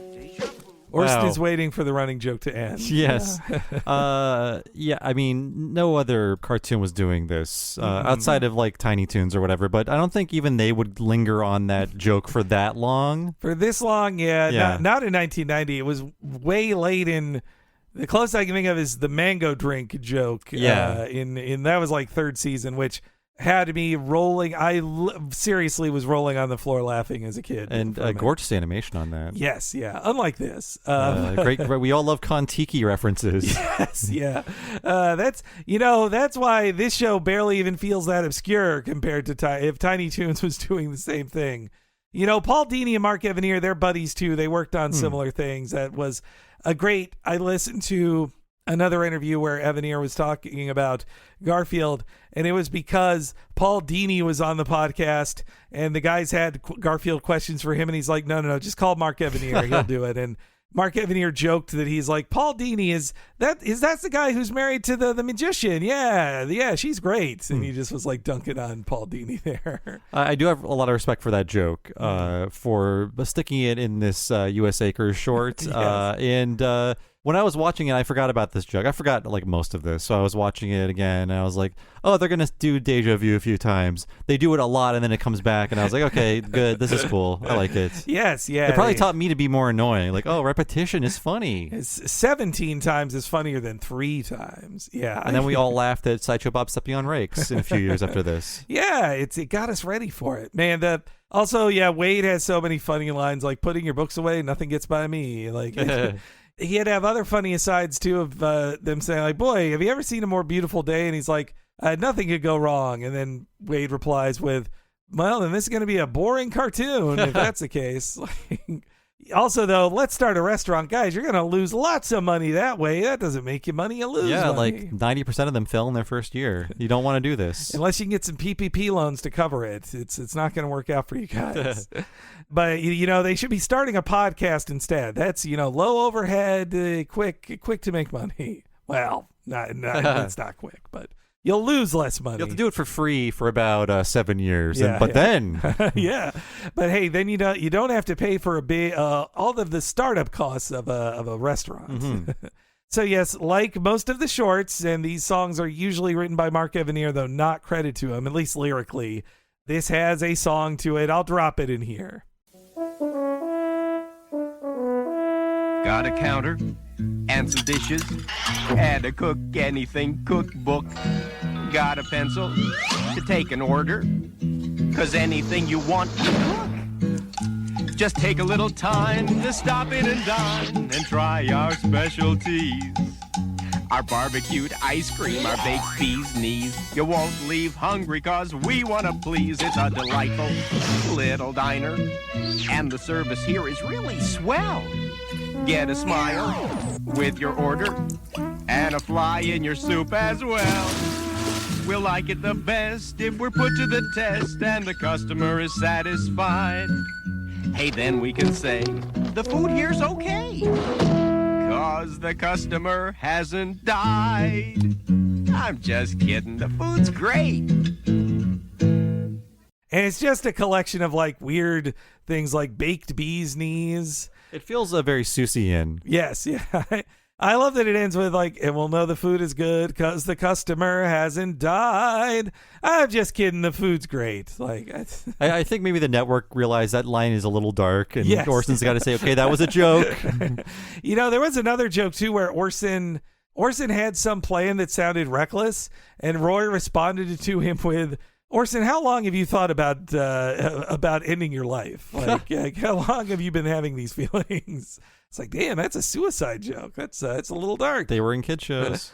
They then realize they need a customer. Like, now all we need is a customer. I knew there was a catch. A great line. And so Roy shows up, and I have to say again, Orson, why are you starting up like to say that you can fill any order? Like, that's make some money first before you do that. It can somehow be all contained within that tiny kitchen. Yeah, it's honestly, What I think happened is Mark Evanier had the blow-off joke for the end of this cartoon, and he wrote backwards from there. Yeah. I think this is all built for the final gag of the cartoon. The voice acting is fun, but they waste a lot of time with like just monkey cheese, random like food combos put together. Which Roy thinks he's got him stumped. Now all we need is a customer. I knew there was a catch. Here comes our first customer now. Good afternoon, sir. Oh, you mean me? Oh, well, let me see a menu. Oh, here at Orson's Diner, we don't bother with menus. Our kitchen is fully stocked. You name it, we'll make it. If you can order something we can't fix, you eat free for a month. Free for a month? If I can order something you can't fix? That is the offer. Boy, what a way to win mucho free food. All right, I'll have a dish of moose stew with chocolate sauce. Moose stew with chocolate sauce coming right up. One moose stew with chocolate sauce. One moose stew with chocolate sauce. What a cinch. They wouldn't have the makings of moose stew. One moose stew with chocolate sauce. You know, most people prefer their moose stew with raspberry sauce. Okay. And then for staging purposes, the food just vanishes because they're not going to draw all that food for a bunch of frames. I did like how the food just like goes into a trap door so the next joke can come out. It's like, whoop. Yeah, no, it doesn't care about any reality here. I also thought of this later when they find the elephant, but spoilers, by the way. But I was like, oh, did Wade slaughter a moose? Yeah. And slaughter a yak? Like, where's this meat coming from? That's true. Especially the nose of a yak. That seems just mean. Like, yeah, I mean, that adds in more stuff. In the song, I kept watching for like, okay, are they feeding like a chicken to the chicken? Like, or is that a potato? Like, I kept, there's some dark questions about this farm. Oh, yeah, Booker, the chick? Is his name Booker? Booker, because Orson named them, and he, of course, loves books, so he names him Booker. This was all part of the pro-book propaganda, and I was definitely book-pilled as a kid. Oh, yeah. No, we, Captain O.G. Reedmore and Orson, they both told me, like, yeah, books are good, though. Of course, I tell myself, well, that means comic books too, right? Yeah, I'm reading. It was pushed on, I think, all millennials. I honestly think like there was a literacy problem, and there probably still is, but they're like, okay, every piece of media needs to push kids towards books. And it worked on me. It worked so well that I got 2 degrees in books. Wow. And when I emerged, they're like, you majored in that? And I just said, you told me from birth. You said reading is the most important thing. And then it all ended in podcasts. So it worked out. It did work out. Yeah. No, well, and around the same time, there was the Book It program, too, that was making us all. Yeah, it associated food with rewards, which is very healthy for children. Especially if it's a big, greasy pizza. Yes. Yeah. Speaking of food and rewards, this is when Roy thinks he has them stumped. I want an alligator cheese sandwich made with cheese from an alligator named Cynthia. I want it with lettuce grown in northern Bolivia and picked on Memorial Day. I want it served in rye bread with exactly 71 caraway seeds per slice. And I want a pickle in the shape of Muncie, Indiana. Very good. One number 8. One number 8. Roy, are you okay? I'll try one more time. Give me an elephant foot sandwich with mustard. One elephant foot sandwich with mustard. One elephant foot sandwich with mustard. Orson, could I see you for a moment out back? Sure thing. I like that it's called a number 8. That's a good. These are all like vaudeville jokes here, but like, okay, number 8. Like, that's funny. I didn't know if we mentioned this, but Orson, terrible businessman, up front, like have one proposition that will just destroy your entire livelihood with this promise your first of customer. Free for the guy who was always fucking with you. Yeah, and you know what? I feel like Roy should at least be paying for those first 3 meals. Like, even if he doesn't eat them, they prepared them, they made it. He owes them money for those at least, which should be hundreds of dollars because of all the stuff sourced there. And yeah, it being in the shape of Muncie, Indiana, that also feels like a Jim Davis shout out. Again, he's the king of Indiana, folks. He's the most important man in Indiana. The citizens of Muncie probably appreciated a rare mention of them on popular media. You know, when AEW, my favorite wrestling company, went to Indiana, they I forget the name of the place, but it was like the arena they were at had Garfield as the logo on it. Like it was, their ad for it had Garfield picture in it. I was like, oh, that's so awesome that it's a Garfield logo right there. But yes, they don't have any elephant feet, and they're on a quest for elephant feet. What are they, Donald Trump Jr. and Eric Trump? Oh, man. I said Donald Jump. That's a different guy. And this then leads to just a couple more silly jokes out of a joke book here. Roy, do you have elephant's feet? No, I always walk this way. But Ooh, that'll be tender for days. Wade, we have to face it. There are no elephants in these parts. Well, what did you expect? Did you think that a passing circus truck would blow a tire and their elephant would escape?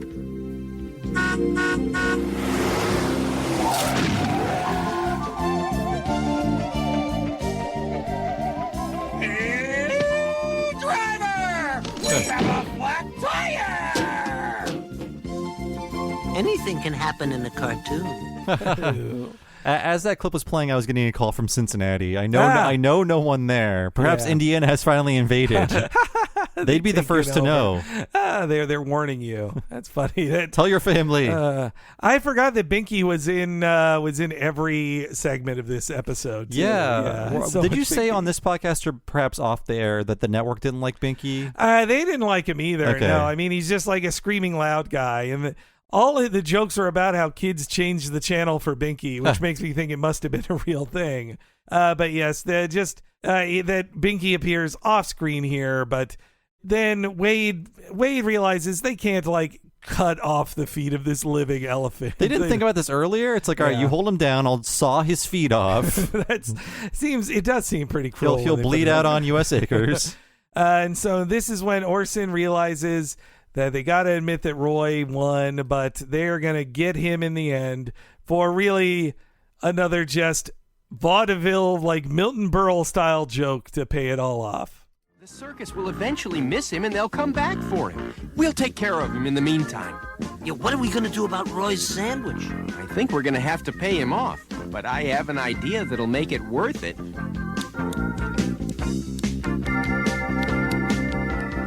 Well, Roy, you win. We can't fill your order for an elephant foot sandwich with mustard, so you get meals for a month. I knew it. Didn't have any elephant back there, huh? Oh, we have plenty of elephant. We're just out of mustard. So he got Roy to keel over Bazooka Joe style, but he still owes him a month of free food. Let's say that Roy nearly died and is in a coma for a month from the shock, and thus wasn't able to get any free food. I do feel like, though, again, he'd be like, okay, Roy, free food for a month, but you owe us $700 for the previous meal, so how about we just call it even? Or just go out of business. I mean, Orson just be like, all right, we're out of business. But yes, we're just out of mustard. So then we have another Garfield quickie. This one is from the comic strip November 18th, 1989, which is actually a 3-panel one. I would have figured they'd only do quickies as Sunday ones. I assumed it was a Sunday one until you showed me, and I actually like this interpretation of it better. They stretch it out better, I think. Yeah, and Garfield basically has the greatest nap of his life and realizes he woke up probably in the year 2022. I would guess that would be the far off year of 2022. But he's like, great nap, maybe too long. And then just to pad it out more, we have a Screaming with Binky short as well, with Jacques Cousteau being sunk. Yeah. I think kids or people who are 30 or perhaps 35 know him as the SpongeBob narrator. Not the guy, but Tom Kenny doing Jacques Cousteau. Yeah, which even, at the SpongeBob musical live, they even have it's recorded, but Tom Kenny is the voice of that too. That makes me think that the U.S. Acres shorts were so short that they're like, you know what, we need like 3 quickies around this. Like, this is like 4 minutes at most. And I mean, it's the point of this next short, but this is barely a cartoon. It's barely a story. I wish I knew why, but my guess is that Mark Evanier was handed like a crappy, like average story of like Odie gets kidnapped by a witch. And then he's like, okay, what if I rewrite this that Garfield just riffs on the whole thing about it being predictable and boring. But yeah, Flat Tired is really just starts out with Garfield not wanting to be in a cartoon show and being bored. And I do believe this voice of the director here is Jim Davis. Garfield. Garfield. Oh, it's the director. What do you want? We're waiting for the cartoon to start. Good. Let me know how it turns out. Garfield! Yikes! Camera 3, pan over and find him. I'm up here. Well, now we know where Nermal learned that trick. Sorry to disturb you, but we need to get this cartoon going. First of all, I'm too tired. Secondly, I am injured. Garfield, if you're not willing to perform, we'll just have to find someone else for this cartoon. Knock yourself out. Something else Evan here said about directing the show is that, like, he really trusted his cast for being good. Especially, he said, I'm going to direct Lorenzo Music on how to be Garfield. Like, no, I'm following his lead on this stuff. And that Nermal learned that trick gag is about how Nermal would wake up Garfield like, hey, Garfield, and Garfield would jump on the ceiling. And I forgot that.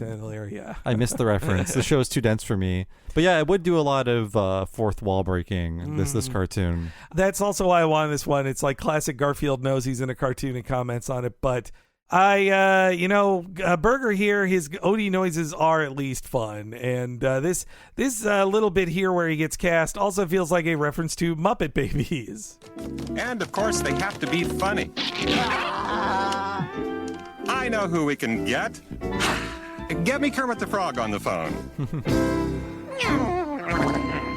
I'm kidding, Odie. You want the job? Yeah. Okay, let's start this one over. Roll tape. Stand by with the title card in 3, 2, 1. Action. It's fine. Get Kermit the Frog. That's a good one. Wow, the same year. This is 1990. The same year, Garfield would be in a thing with Kermit the Frog and Alf and all the other guys. Oh, yeah. At the same time. April, so it might have already happened. Yes, that would have been 420 in 1990. That's right. Yeah, what a magical time. But whole whack about that you guys can listen to. Yes, a lot of fun from 2020. Yeah, you can hear us complain about Joseph Robinette Biden, the main cheerleader of that special. Well, now we like him because he's given us money. That's true. He should have been giving us money. If he had given us money to not do drugs instead of a shitty cartoon, we'd have not done him even less. Money talks. I just thought this episode is bookended by Garfield shorts where he is watching another character's story and then saying, "This sucks. I better get involved." That's true. Yeah, maybe that's really why I liked him. It was like Garfield's like me. He's watching a cartoon and talking about it. That's true, man. So I would bet as soon as Mark Evanier thought in his head, I have a cartoon with a witch in it, he knew he wanted June Foray. Like it has to be like instant, like, oh, a witch. Well, that's June Foray, of course. And then he just keeps writing. I love hearing June Foray here as the granny that Odie helps. Land's sake, I dropped my purse and you brought it back to me, little doggy. Oh, you're a nice little doggy, you are. Come back to my house with me. I'll reward you with a nice juicy steak. It's dangerous to accept invitations from strangers. Someone would have to be pretty stupid to say yes. Odie will go with her. What do you say? Told you. Right this way, little doggy. This is about as exciting as watching cheese age. I'm gonna change a channel and see what else is on. Seen this already.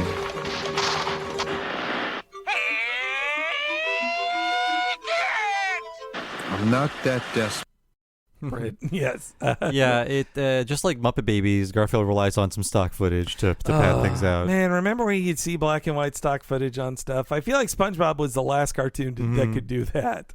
And I also like how Garfield has to say, "No, kids, don't go home with a stranger unless you're an idiot." Yes, like my friend Odie. At least he turns it into a joke instead of just saying that. Yeah, and to let you know that it's 1990 and they don't have cable, Garfield goes to 4 different channels, and then he's like, "Well, guess it's back to this."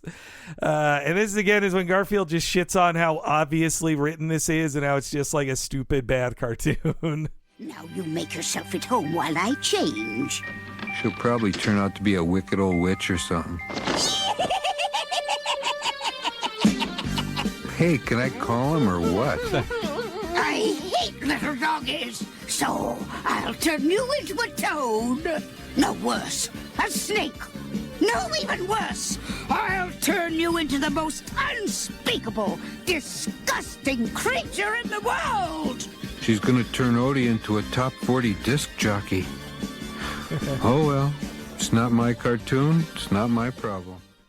This show was built to radicalize children against disc jockeys. I know. FM radio disc jockeys. I loved listening to FM radio as a kid. I mean, yeah, I think Evan Ear's problem with them was they always talked the same. Like, oh, you're beautiful, and hey, coming in number one. Like, they never turned it off. We really, I think we lost those guys when Clear Channel just devoured every possible, like, broadcasting company. You know, when I'm in a, like, Uber or whatever, and they have on regular radio, it sounds like it's usually the same thing of like the same friendly people and it has to be one woman in the group every time, but it isn't the same way in our youth of like, hey, you're coming on the radio here. They don't sound like that. There's no more Casey Kasems.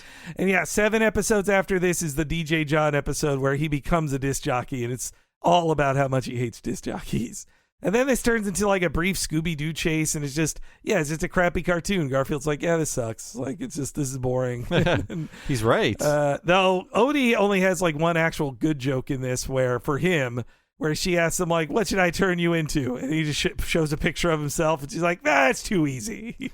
I did like the joke where she goes, I'm going to turn you into a gerbil. And Odie's like, huh? It's like a hamster. Yes, yeah. That's a great joke. I still get a little mad at people who confuse gerbils and hamsters. They're so different.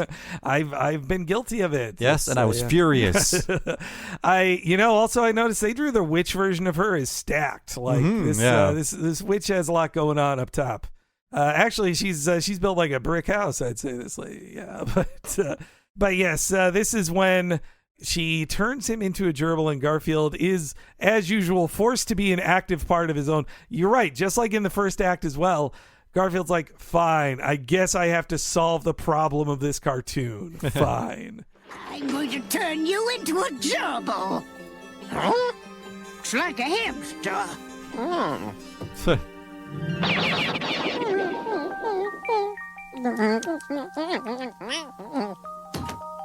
I know. You're thinking, what could be worse than being a gerbil? A gerbil sandwich! Well, so much for the pup. He probably thought it'd be fun to have his own cartoon. Garfield! Go away. I'm not in this episode. Garfield, aren't you going to do anything? Yeah, I'm gonna do something.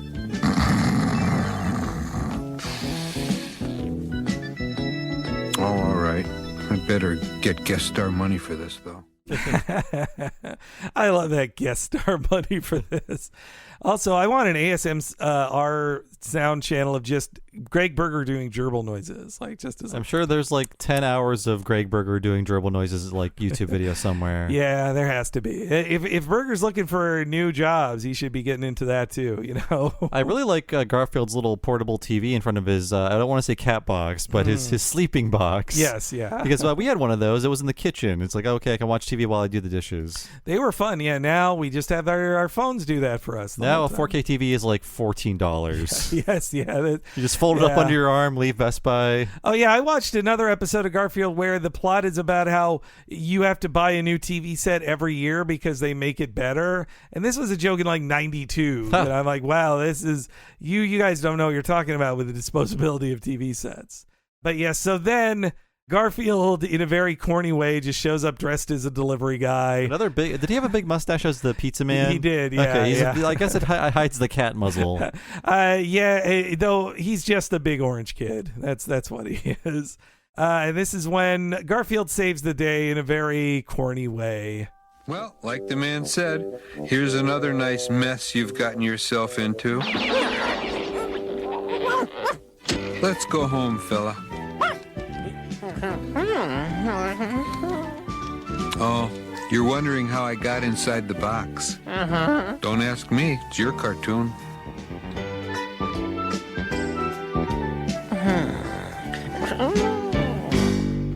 They really love torturing kids with these kind of like little teases where it's just like, it doesn't make sense. Oh, did you think it was question poorly written? Well, I don't care. Like Garfield, but Garfield's like, yeah, it's pretty cheesy. I just popped out of that box impossibly. Well, it's a poorly written cartoon because it's your cartoon. Yeah, and he's quoting Oliver Hardy there with here's another fine mess you've gotten us into. But yeah, it's pretty easy for him to like, she puts down her wand, he instantly picks it up and turns her into a bird, and she flies away. Like, problem solved. Garfield is correct. This cartoon, he makes it better, but it's bad. Yes, it's a bad cartoon with Garfield complaining on it. It's an intentionally boring one. Maybe it's a statement as well. I'm like, oh, do you want an Odie cartoon? Because he can't talk. He's boring. Odie just will have a boring adventure as a non-talking dog. You know what? I'm also with Odie that when she's making the sandwich, don't put a full uncut onion in there. Like, cut up those onions at least. Is that like a giant leek or like a green onion? It is. It does. You're right. It's more shaped like a green onion, which that seems just like miscommunication there. I'm not used to those being on sandwiches. Maybe like hot dogs, which I guess is a sandwich. Well, yeah. There's two schools of thought. I don't want to get into it. But yeah, it's a very corny ending, but intentionally Garfield just is so bored. He's like, yeah, whatever.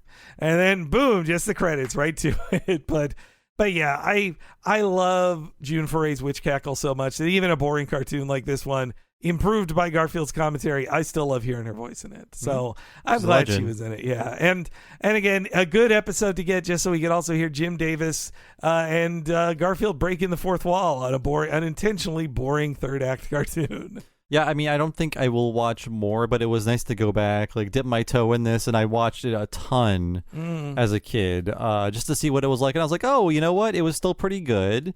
And then it kind of got everyone ready, like I said, for what kids' cartoons would become in the 90s. Like, it was a nice, like, primer for that, I think. Yeah. I get, but that too is why it hasn't aged as well, because there would be better cartoons that do postmodern meta, meaner humor on how cartoons are made than it. That would also have better animation. Yeah, I think I was still enjoying Garfield in the early 90s, weekday reruns, but I was like, well, Ren and Stimpy and Tiny Toons and like Rocko's Modern Life, those are all better and funnier, but I still have nostalgia for this. I think too, even to today with shows like Rick and Morty, when you see a character go like, "Oh, is this like one of those shows, real original?" Like it comes from the same place as Garfield. Rick is like the 2010s Garfield. Yes, yeah. In one of their most classic episodes, they watch Gazorpa Field, which is just a parody of this too. So.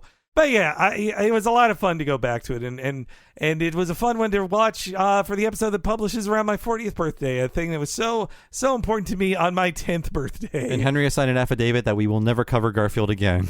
I think this will be our final Garfield, yes, unless self-hatingly we do it for the Chris Pratt movie. We'll see how that turns out. Oh God, but, yeah. that could happen. Who knows? But this might be our last regular Garfield, though. Yes. But yes, thank you so much for listening, folks. This has been What a Cartoon. If you want to check out more of what we do and get all these episodes 1 week ahead of time ad-free, please head on over to patreon.com/TalkingSimpsons. Sign up there for $5 a month. You get just that, but also access to everything behind that $5 paywall. That includes over 100 bonus full-length episodes about shows like The Critic, Mission Hill, and Batman the Animated Series. And that will also give you monthly regular access to new episodes of both Talking Futurama and Talking the Hill, and also all the ones we've done in those series so far.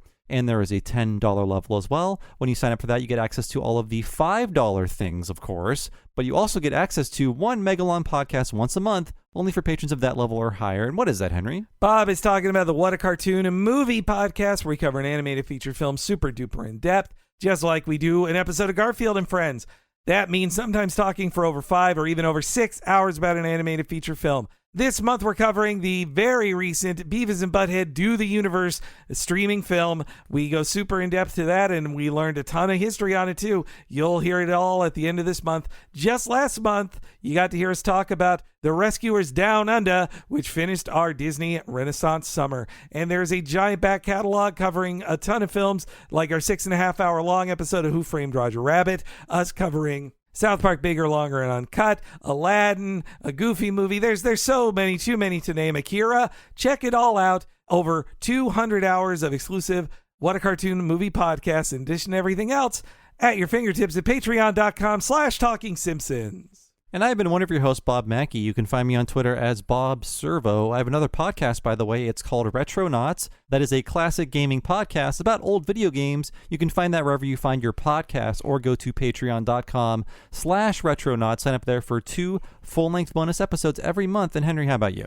You can follow me on Twitter at HENEREYG. I'm often tweeting screen caps from, retweeting screen caps from Garfield and Friends and tons of other stuff. Plus, if you're following me and Bob, be sure to follow the official account of the Talking Simpsons network of podcasts at Talk Simpsons Pod. Follow at Talk Simpsons Pod to stay in the loop when new episodes come out on the Patreon, on the free feed, and any other updates going on in our lives. And of course, if you want an easy to follow list of all of the free episodes we've done of What a Cartoon and Talking Simpsons, head over to TalkingSimpsonsPodcast.com to see it all. Thanks so much for listening, folks. We'll see you again next time for an extended free preview of this month's What a Cartoon movie episode all about Beavis and Butthead Do the Universe, and we'll see you then.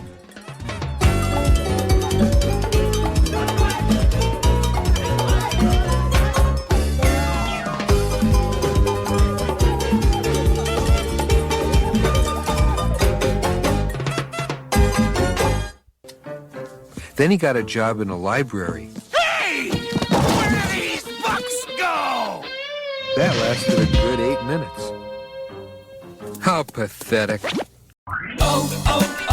O'Reilly! You've got questions? O'Reilly Auto Parts has answers. Need a pro you can trust? We've got that too. No matter what you need, our professional parts people have the training and expertise to help you do things right.